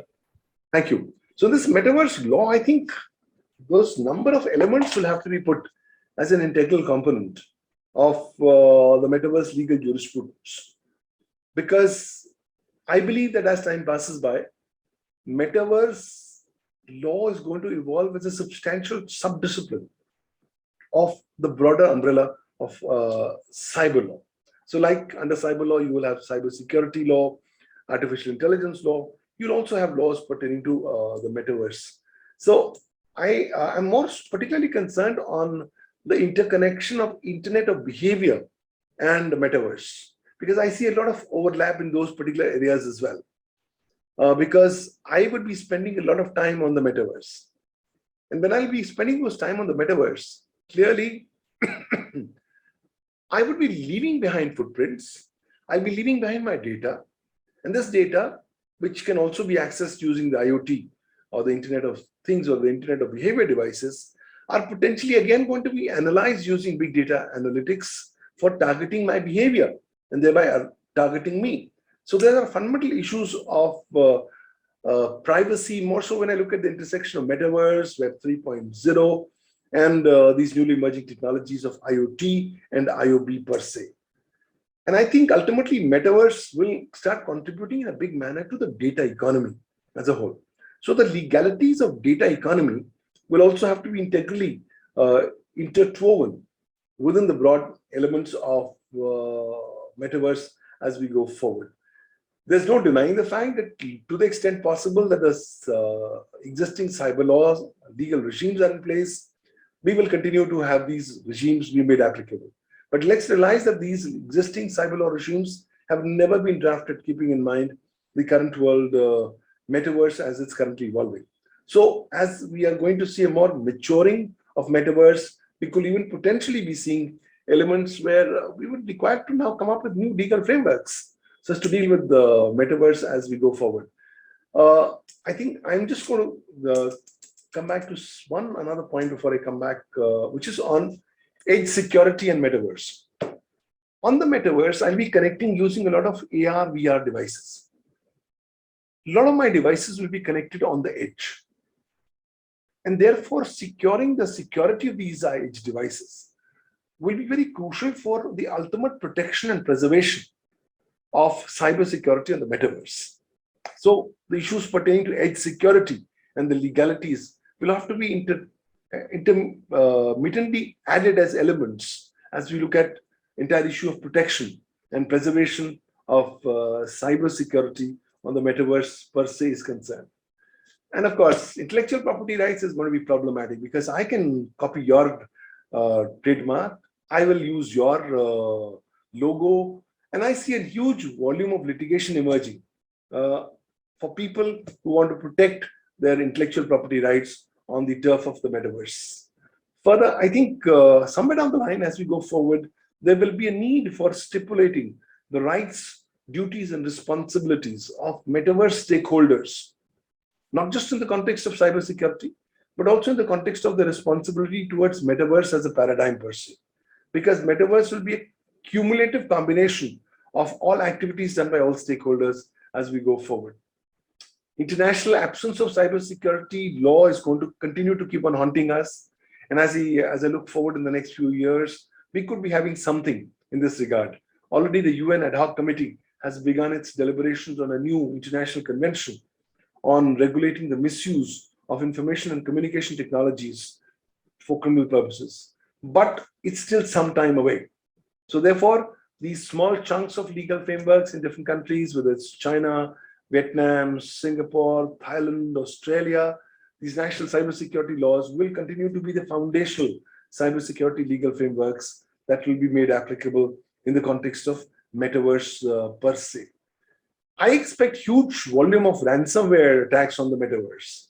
And therefore, we will also need to come up with appropriate legal frameworks for affected parties who are potentially going to become victims of metaverse ransomware attacks. And what kind of potential legal remedies need to be made applicable to them will be yet another fundamental issue that will have to come across. Somewhere down the line, I think there'll be a need for providing remedies for breaches of cybersecurity. There'll be need for making changes in existing cybersecurity laws to make them specifically applicable in the context of the metaverse. And ultimately, your foundation of the metaverse growth will be your metaverse consumer. So you will have to ultimately have legal frameworks to protect the metaverse consumer at large. For this particular consumer is potentially going to be targeted by consumer fraud on the metaverse, by all kinds of monopolistic and restrictive trade practices. And therefore, the law will have to jump in and start protecting the metaverse consumer. Because if you do that, then to a large extent, you'll be doing service to metaverse as a paradigm. Otherwise, you're potentially going to be having problems. And finally, I think the entire issue of legality of contracts must be quickly given legal frameworks and legal recognition. Just as smart contracts are now increasingly being given legal recognition in the US and a number of other countries. And that's becoming the foundation of the crypto ecosystem, of crypto economies. I think similarly, the metaverse contracts will be and their recognition of legality will be the turning point for the further big adoption of metaverse as a paradigm as we go forward. Also, what happens on the metaverse? Who owns what? We'll have to look at these ticklish issues pertaining to ownership. Today, a lot of people are buying a lot of virtual land on the metaverse, on these Decentralands and other platforms. Can I say that your virtual land is a movable property? Can I say it's an immovable property? Are digital currencies on the metaverse fiat currencies? Can they be granted legality? And if so, under what conditions and under what circumstances? Those are again some fundamental questions. Right now, it's the Antarctic age. Everybody is in a gold rush mode. Everybody wants to come and capture as much portion of a chunk of the metaverse as possible.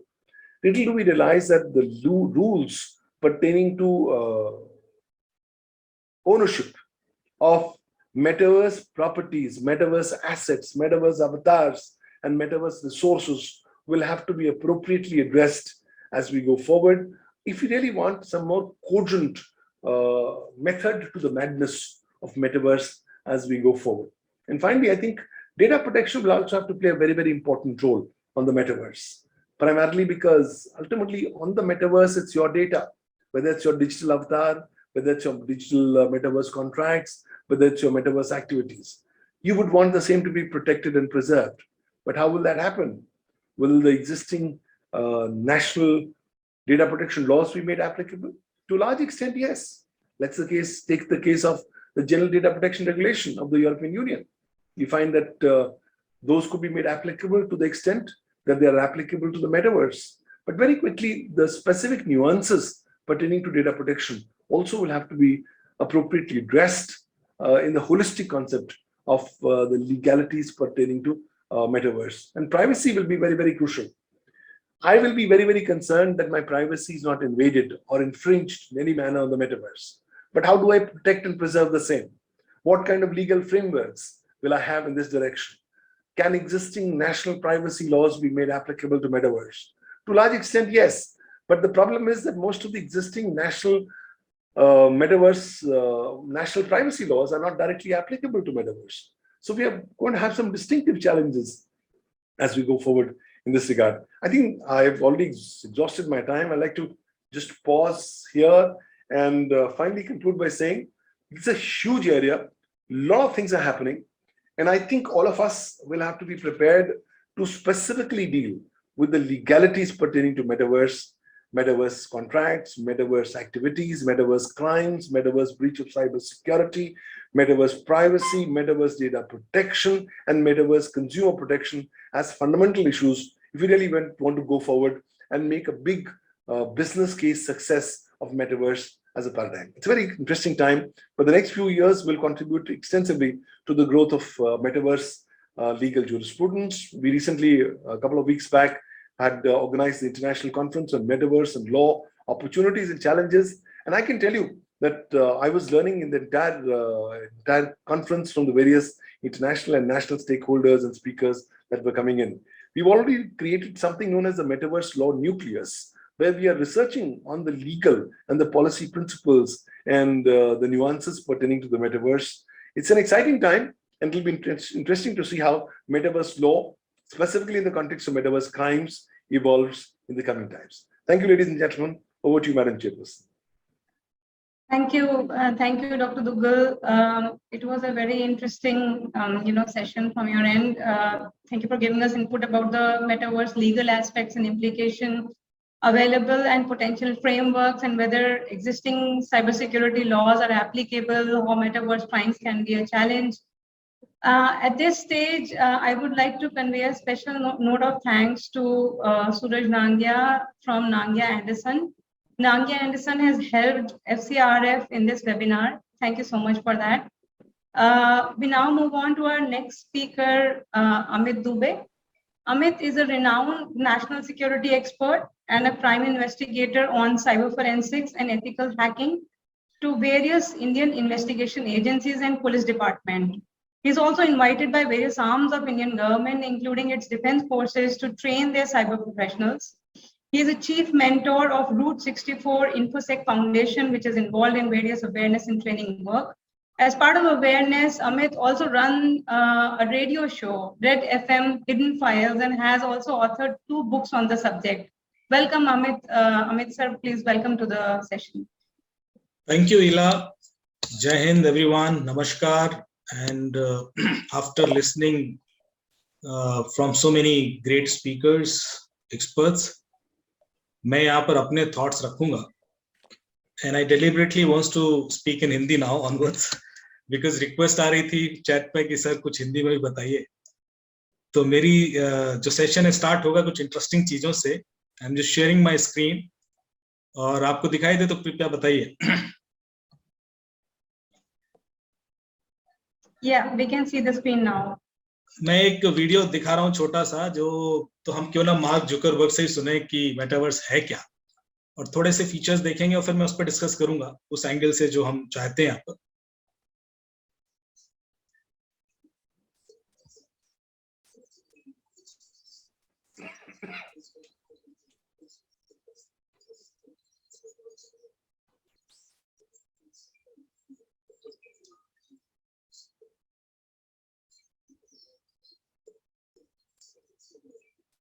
The audio, it's not audible much. मैं हिंदी में बोल रहा हूँ क्योंकि ये मैं अपने laptop पे चला रहा हूँ. Sure. तो आप देख रहे हो कि मार्क जुकरबर्ग जहां खड़ा हुआ एक वर्चुअल एनवायरनमेंट है, उसने अपना एक अवतार क्रिएट किया और एक मीटिंग में एंटर कर रहा है जहां उसके दोस्त, उन दोस्तों के अवतार हैं, वो ताश खेल रहे हैं और मार्क उनसे इंटरेक्ट करना शुरू करता है. They can fly, they can fun, they can see each others faces expressions. आप देख रहे हो इनके फेशियल एक्सप्रेशन भी दिख रहा है. As a great time. So body movements, facial expression जैसे आप चाह रहे हो. फिर इसने एक वीडियो कॉल लगाया एक दोस्त को इस वर्चुअल एनवायरनमेंट से जो कि रियल वर्ल्ड में. ये जो दोस्त है रियल वर्ल्ड में है, ये मीटिंग ज्वाइन नहीं कर पाए, ये एक वीडियो कॉल व्हाट्सएप का कॉल हुआ है और ये बताते हैं कि अभी कोई 3D स्ट्रीट आर्ट कोई बनी है, रोड पर लगी है. उस 3D स्ट्रीट आर्ट को इन्होंने वर्चुअल वर्ल्ड में खींच लिया और ये वर्चुअल वर्ल्ड में उस 3D स्ट्रीट आर्ट को एंजॉय कर रहे हैं. Now they can feel it from 3D angle. और ये वीडियो कॉल भी चल रहा है पीछे उस लेडी के संग. अब आप अपना अपना एक घर बना सकते हैं. तो ये एक कॉन्सेप्ट है यहाँ पर कि आप अपना मीटिंग रूम, अपना घर या अपना ट्रैवल करने के लिए किसी पहाड़ पे जा रहे हैं सारे दोस्त, इसको हम होराइजन वर्ल्ड बोलेंगे और होराइजन होम बोलेंगे, जो वर्ड्स उन्होंने रखे हैं.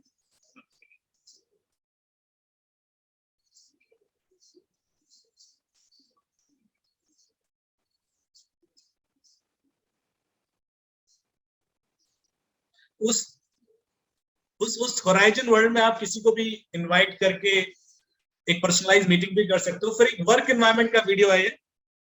ये व्यक्ति घर से काम कर रहा है, अब यहाँ चेयर पर बैठेगा, he can switch to the metaverse जहां पर जिसका ऑफिस है, and then he can actually sense that environment at his home. He has virtual screens in front of him. इसमें से कोई फिजिकल स्क्रीन नहीं है, ये सारी वर्चुअल है. जिस वर्चुअल स्क्रीन पे वो काम कर रहा है, और this all he can do by wearing a glass, and he can start working around those things. अब आप ये देख रहे हैं, यूनिटी 3D के द्वारा एक बनाया गया कि आपके एक्सप्रेशन की कैसे कैप्चर करता होता है। तो आप जो रियल वर्ल्ड में एक्सप्रेशन दे रहोगे एग्जैक्टली वैसे ही वर्चुअल वर्ल्ड में जाएंगे। आपकी बॉडी का शेप, लुक, बॉडी लैंग्वेज, हर चीज कैप्चर की जा रही है। And this is interesting because so much data will be generated and it will be, and ये आपके मतलब you will have that freedom to keep it as close as to your real look. यहां पर मैं एक second के लिए रुकूंगा। यहां पर एक लेवल ये आगे जा रहे हैं जहां पर आपका वर्चुअल वर्ल्ड और रियल वर्ल्ड मिक्स कर जाएगा। We call it mix reality. तो आप वर्चुअल वर्ल्ड में कुछ कर रहे हो, उसको रियल वर्ल्ड में खींच लाओगे और रियल से वर्ल्ड। देखना जरा इस लास्ट के 2 मिनट बहुत इंटरेस्टिंग है। यहां पर आपके जो हाथ दिख रहे हैं ये रियल वर्ल्ड में है और जो स्क्रीन दिख रही है वर्चुअल वर्ल्ड में है। तो आपने वर्चुअल वर्ल्ड में कुछ नोटिस किया और उसको रियल वर्ल्ड में लिख रहे हो आप पेन से।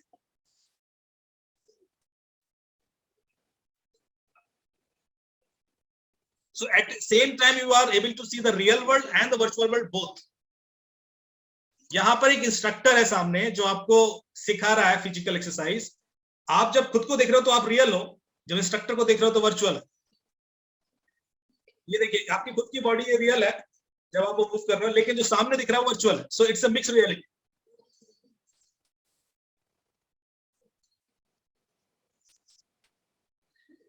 ये देखिए आप, अब ये मिक्स रियलिटी है जिसमें रियल वर्ल्ड के अंदर वर्चुअल ऑब्जेक्ट्स इंट्रोड्यूस कर दिए गए। आपने एक गेम अपने किचन टेबल पर रखा, दोस्त को बुलाया और वहां खेलना शुरू हो गए। So it's a real space, but then with virtual avatars and virtual objects you can play in that environment. So it is one level ahead than the pure metaverse.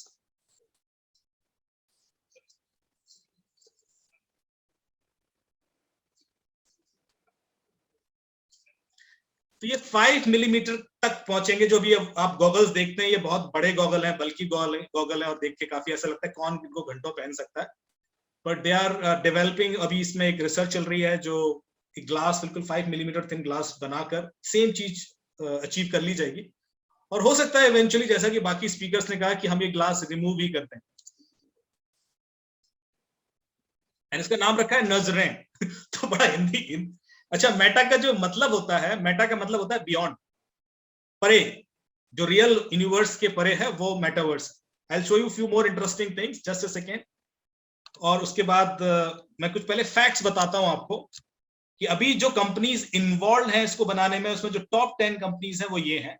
इनके बारे में जानना इसलिए जरूरी है क्योंकि अभी सवाल आ रहे थे कि सर यदि कोई नोडल ऑफिसर चाहिए होगा तो किसको कॉन्टेक्ट करें।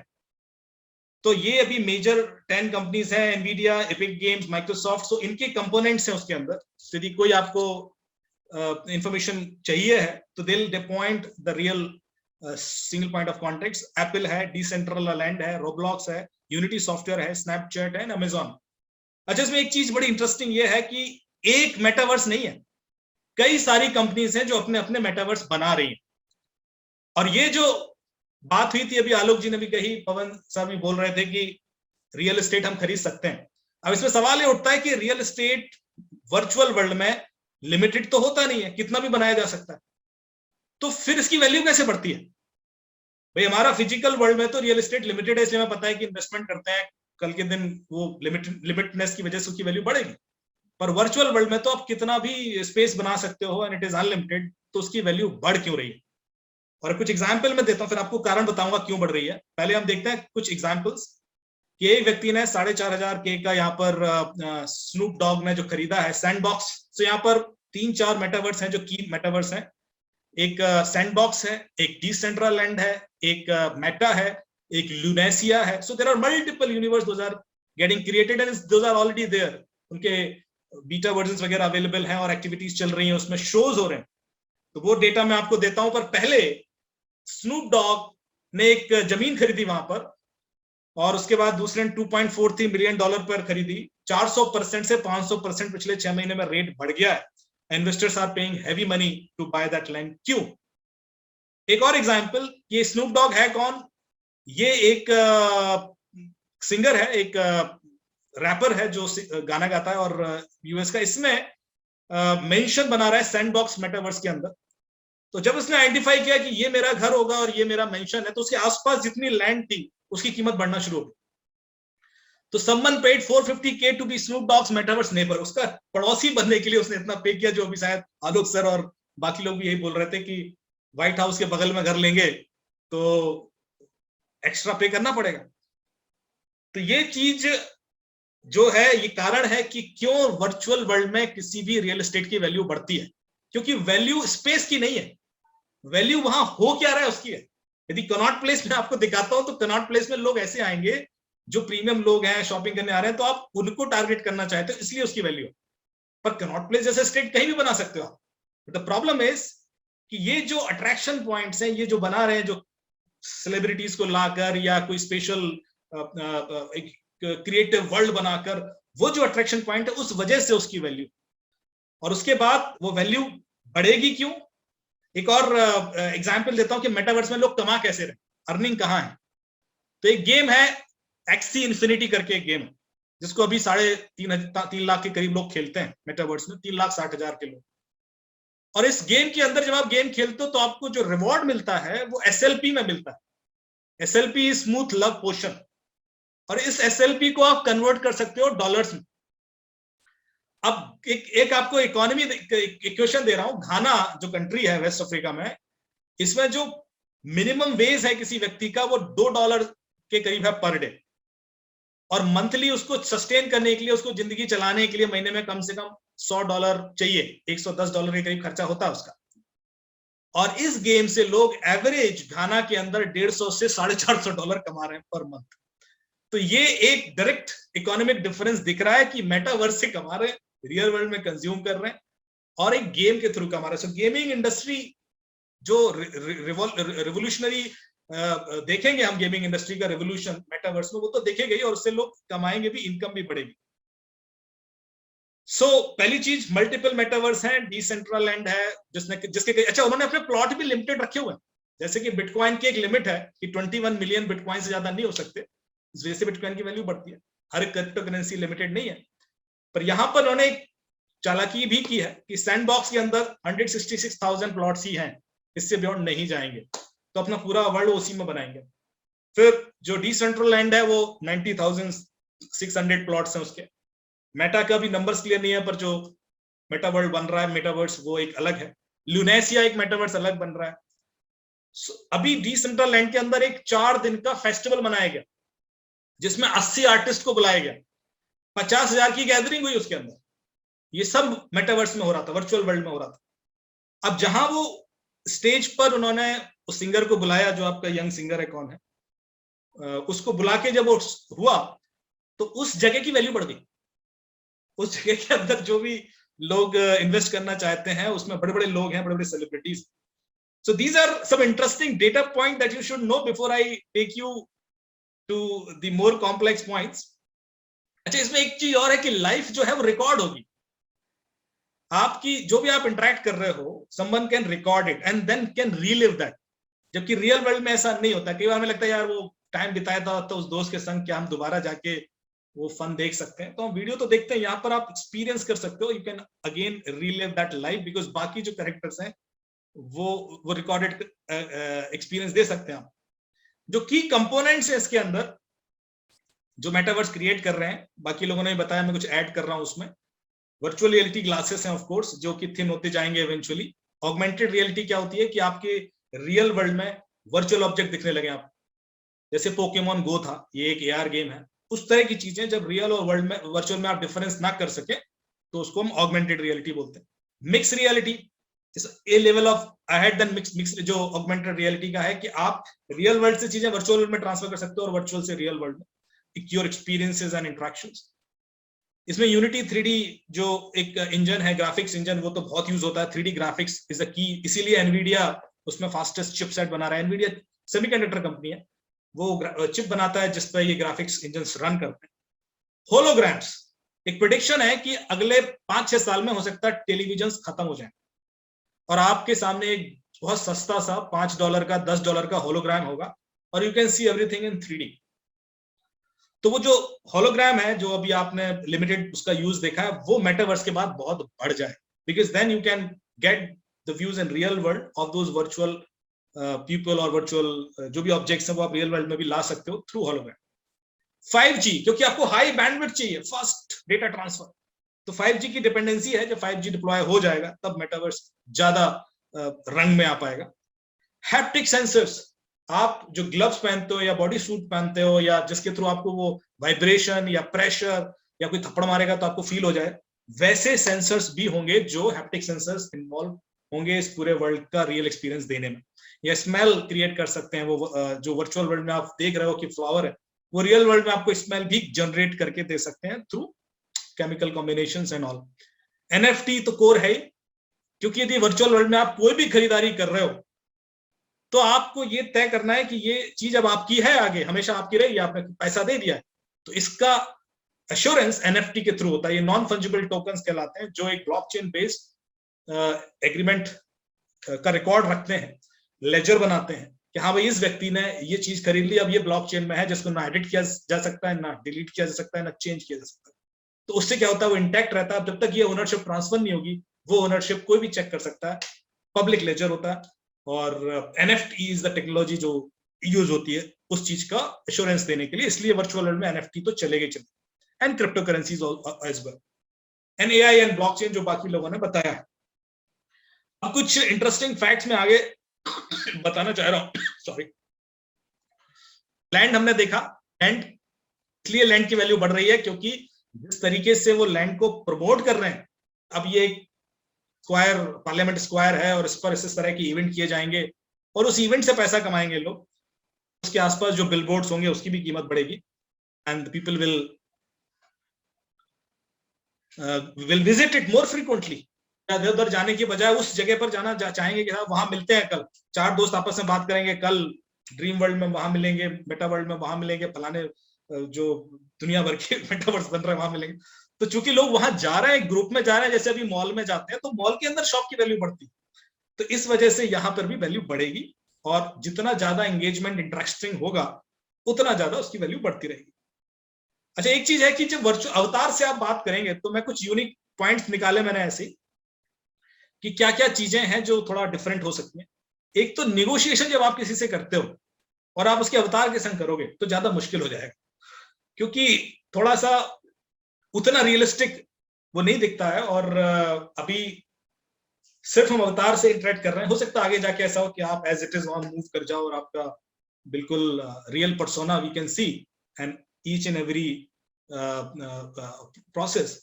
बट वर्चुअल वर्ल्ड में कोई चीज खरीदेंगे हम तो वर्चुअल लोगों से ही निगोशिएट करेंगे, so the negotiation will be interesting. Interrogation, जब हम उन लोगों से इंटरोगेट करेंगे तो इन वर्चुअल वर्ल्ड करेंगे और उससे इंटरोगेशन भी बड़ा इंटरेस्टिंग होगा कि how are they going to, because they know कि आप हमसे तो दूर है, पुलिस किसी को इंटरोगेट कर रही है वर्चुअल वर्ल्ड में। एक और सजेशन ये था कि क्या हम पुलिस स्टेशन यदि मेटा वर्ल्ड में बना दें, मेटावर्स में, तो लोग ज्यादा कंफर्टेबल होंगे कंप्लेन करने के लिए, क्योंकि अभी उनको एक छोटा सा हिच होता है, लोगों का शायद इतना सॉफ्ट बिहेवियर नहीं है पुलिस का। तो यदि वो मेटा वर्ल्ड में जाएंगे और इंटरेक्ट करेंगे तो पुलिस कम से कम वो वाला जो उनका डर है वो खत्म हो जाएगा। AI इन्वेस्टिगेशन बहुत तेजी से बढ़ेगा क्योंकि डेटा बहुत बढ़ जाएगा, और डेटा इतना बढ़ जाएगा कि आप मैनुअल इन्वेस्टिगेशन तो कर ही नहीं सकते। तो इसलिए आपके ऐसे टूल्स की जरूरत पड़ेगी। तो जितनी स्टार्टअप्स ऐसी हैं जो AI इन्वेस्टिगेशन पर चल रही हैं, दे will have great future. Fake अवतार भी बनेंगे और फेक लोग भी होंगे। आज की डेट में हम कहते हैं कि इंडिया के अंदर फेसबुक पर करीब 30% फेक प्रोफाइल हैं। तो जब फेसबुक नहीं रिमूव कर पा रहा है 30% फेक प्रोफाइल, तो मेटावर्स में तो और भी चैलेंजिंग हो जाएगा, मुझे ऐसा लगता है, और वो होगा, वो रोक नहीं सकते। तो वो चीजें कैसे आइडेंटिफाई करें, रिमूव करें, उसका एक एल्गोरिथम कैसे बनाया जाएगा, that will be of really interest. Black hole, कि आपको मैं लेके जाऊं मेटावर्स में और एक जगह जाके ऐसा ब्लॉक कर दूं कि आप निकल ही ना पाओ, and it's not because you can't come out. एक मैं कल एक स्टोरी सुन रहा था और ओशो ने सुनाई, and this is interesting in the sense, उन्होंने कहा कि हम हमेशा सोचते हैं कि दुनिया ने हमें पकड़ रखा है, दुनिया ने हमें नहीं पकड़ रखा, हमने दुनिया को पकड़ रखा है।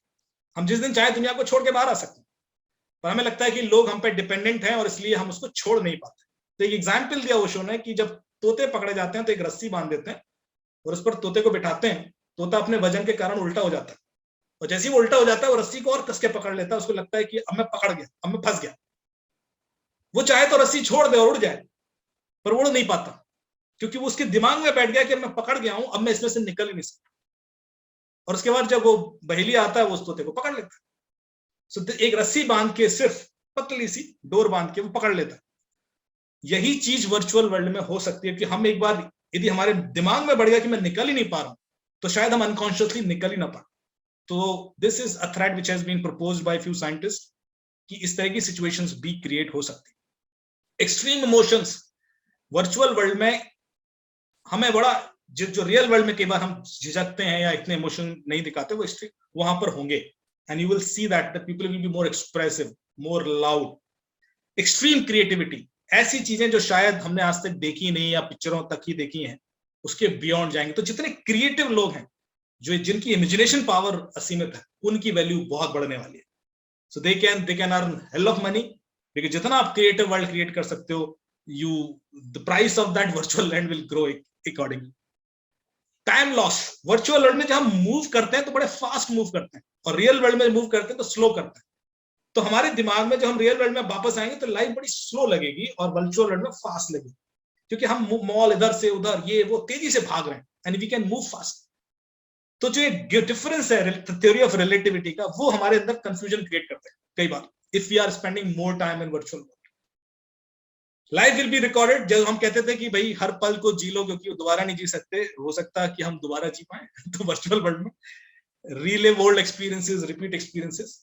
जो चैलेंजेस मैं देख रहा हूं, जो सबने बताए भी हैं, identity access management will be the biggest challenge, कि हम कैसे किसी को इंश्योर करें कि ये व्यक्ति वही है, क्योंकि डिजिटल फुटप्रिंट तो क्लोन किए जा सकते हैं। तो एक रिसर्च कर रहा हूं मैं अभी, I am working personally on that front, कि मैं कैसे बिहेवियरल एस्पेक्ट के थ्रू किसी को पहचान लूं in virtual world. So through your eye movement, through your body movement, through your the way you interact and the way you, यदि मैं आपकी 10 मिनट 20 मिनट से इंटरेक्ट करूं तो आपके बहुत सारे बॉडी पोस्चर्स मुझे मिल जाएंगे। So taking that as an input in an AI, can I identify you in future if somebody else will clone you. कोई आपको क्लोन करके आ जाए तो आपका बिहेवियर क्लोन नहीं कर पाएगा शायद, और मैं आपको उसको पकड़ सकता हूँ। एनएफटी रिलेटेड इश्यूज बहुत सारे हैं, अभी आप गूगल करोगे वो बहुत पढ़ेंगे, जो मेरे ख्याल से डॉक्टर पवन ने बहुत डिटेल में एक्सप्लेन किया है। न्यू एज क्राइम्स जो हम देखने वाले हैं, जिक्र दे दूंगा। एक तो TV will be replaced by holograms.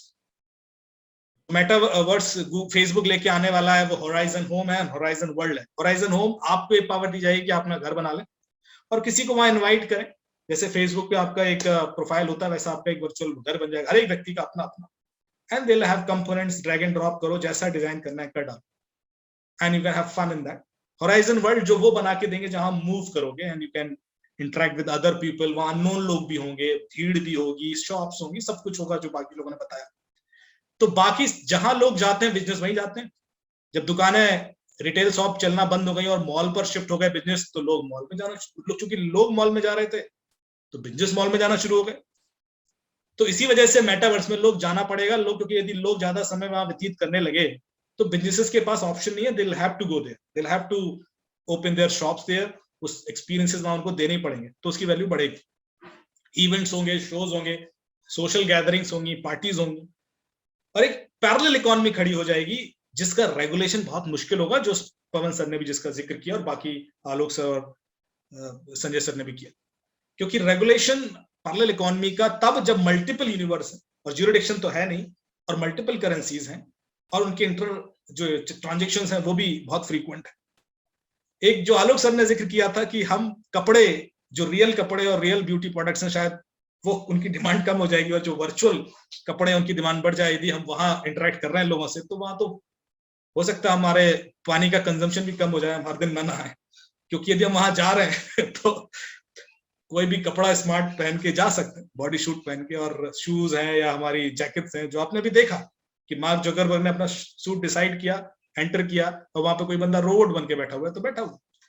So all this will be really interesting in future and we'll see. समय कम है, मैं चाहूंगा कि कुछ सवाल ले लेंगे, काफी सारे सवाल मैं देख रहा था उसमें चैट बॉक्स में, और लोग थ्रिल्ड हैं, क्योंकि जितना हम लोग हैं उतना बाकी सब भी थ्रिल्ड हैं। तो कुछ सवाल पिक कर लेते हैं और उसको आंसर करने की कोशिश करेंगे। कुछ मैं ले लेता हूं, कुछ मेरे ख्याल से अभी भी हमारे साथ सारे स्पीकर्स हैं। तो Shashank ji, over to you, we can take few questions. Thank you so much, initiation बहुत अच्छा है, और आगे मेरे ख्याल से we should have multiple such session on metaverse to have more such brainstorming. Thank you. Thank you, Amit ji. I guess जो सबसे latest question है, it is about if you profile an anonymous avatar, it could be an offense under the data protection law. So Navi sir ने ये शायद उन्होंने reply किया किसी को. We'll take some quick questions from here. So somebody was asking, it is obviously this is just the beginning before we realize the full implication of the technology of metaverse. It will obviously take 10-15 years from now. How can lawmakers moving forward ensure that the technology of metaverse is in sync with the norms of data protection? Pavan sir, Alok sir, Amit sir, Sanjay sir, who would like to answer this?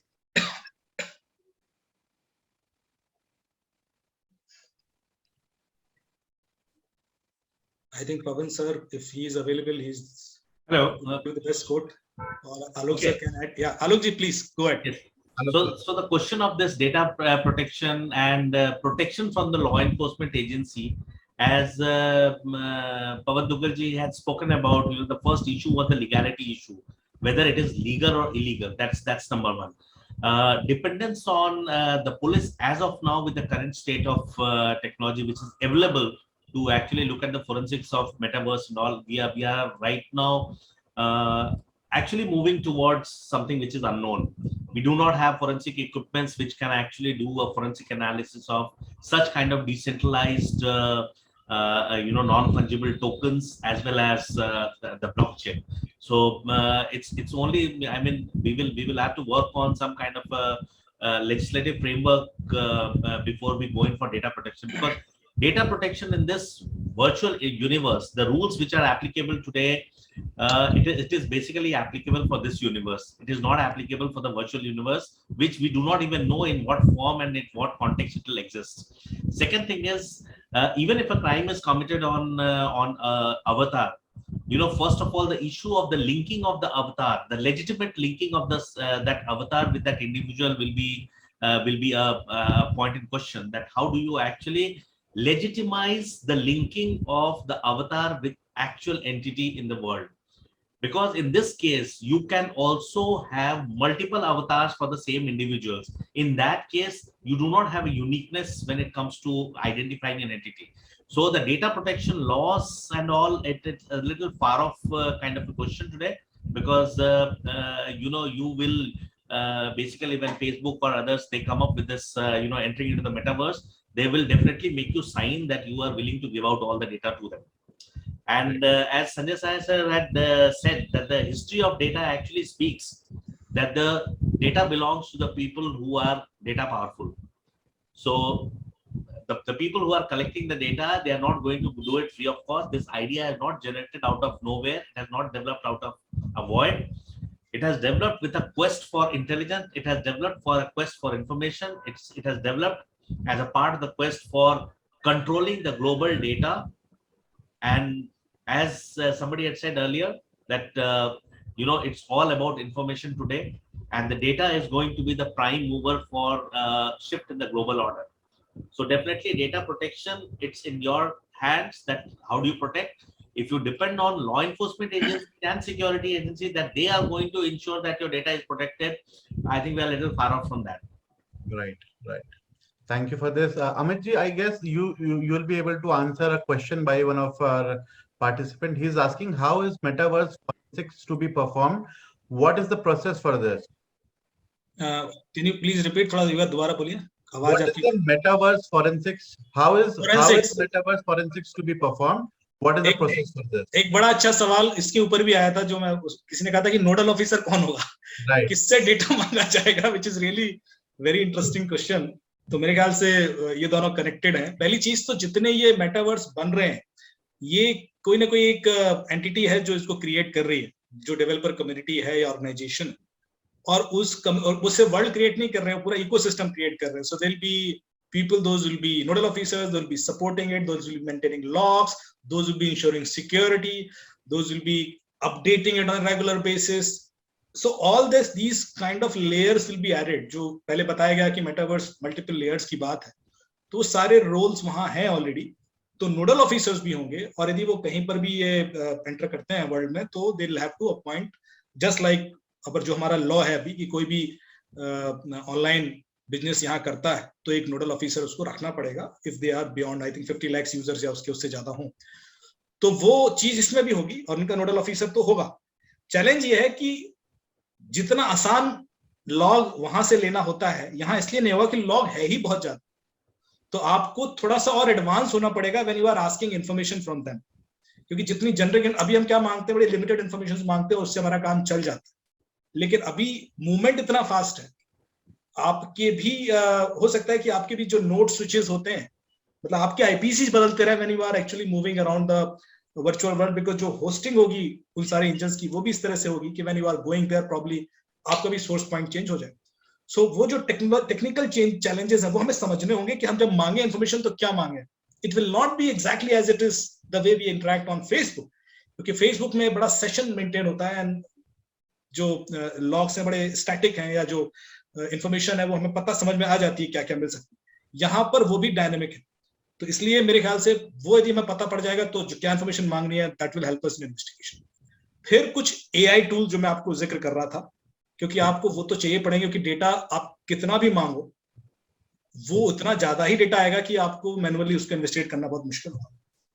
So you will believe, सो आपको कुछ AI tool चाहिए पड़ेंगे जो उसको filter out करके information निकाल सके उसमें से। So one last question, because we are running out of time. I would like to ask, Metaverse is evolving very fast. Public and police both are, still coping up with this. So what should be the call of action? What government should do in terms of policy when it comes to Metaverse and Metaverse crime?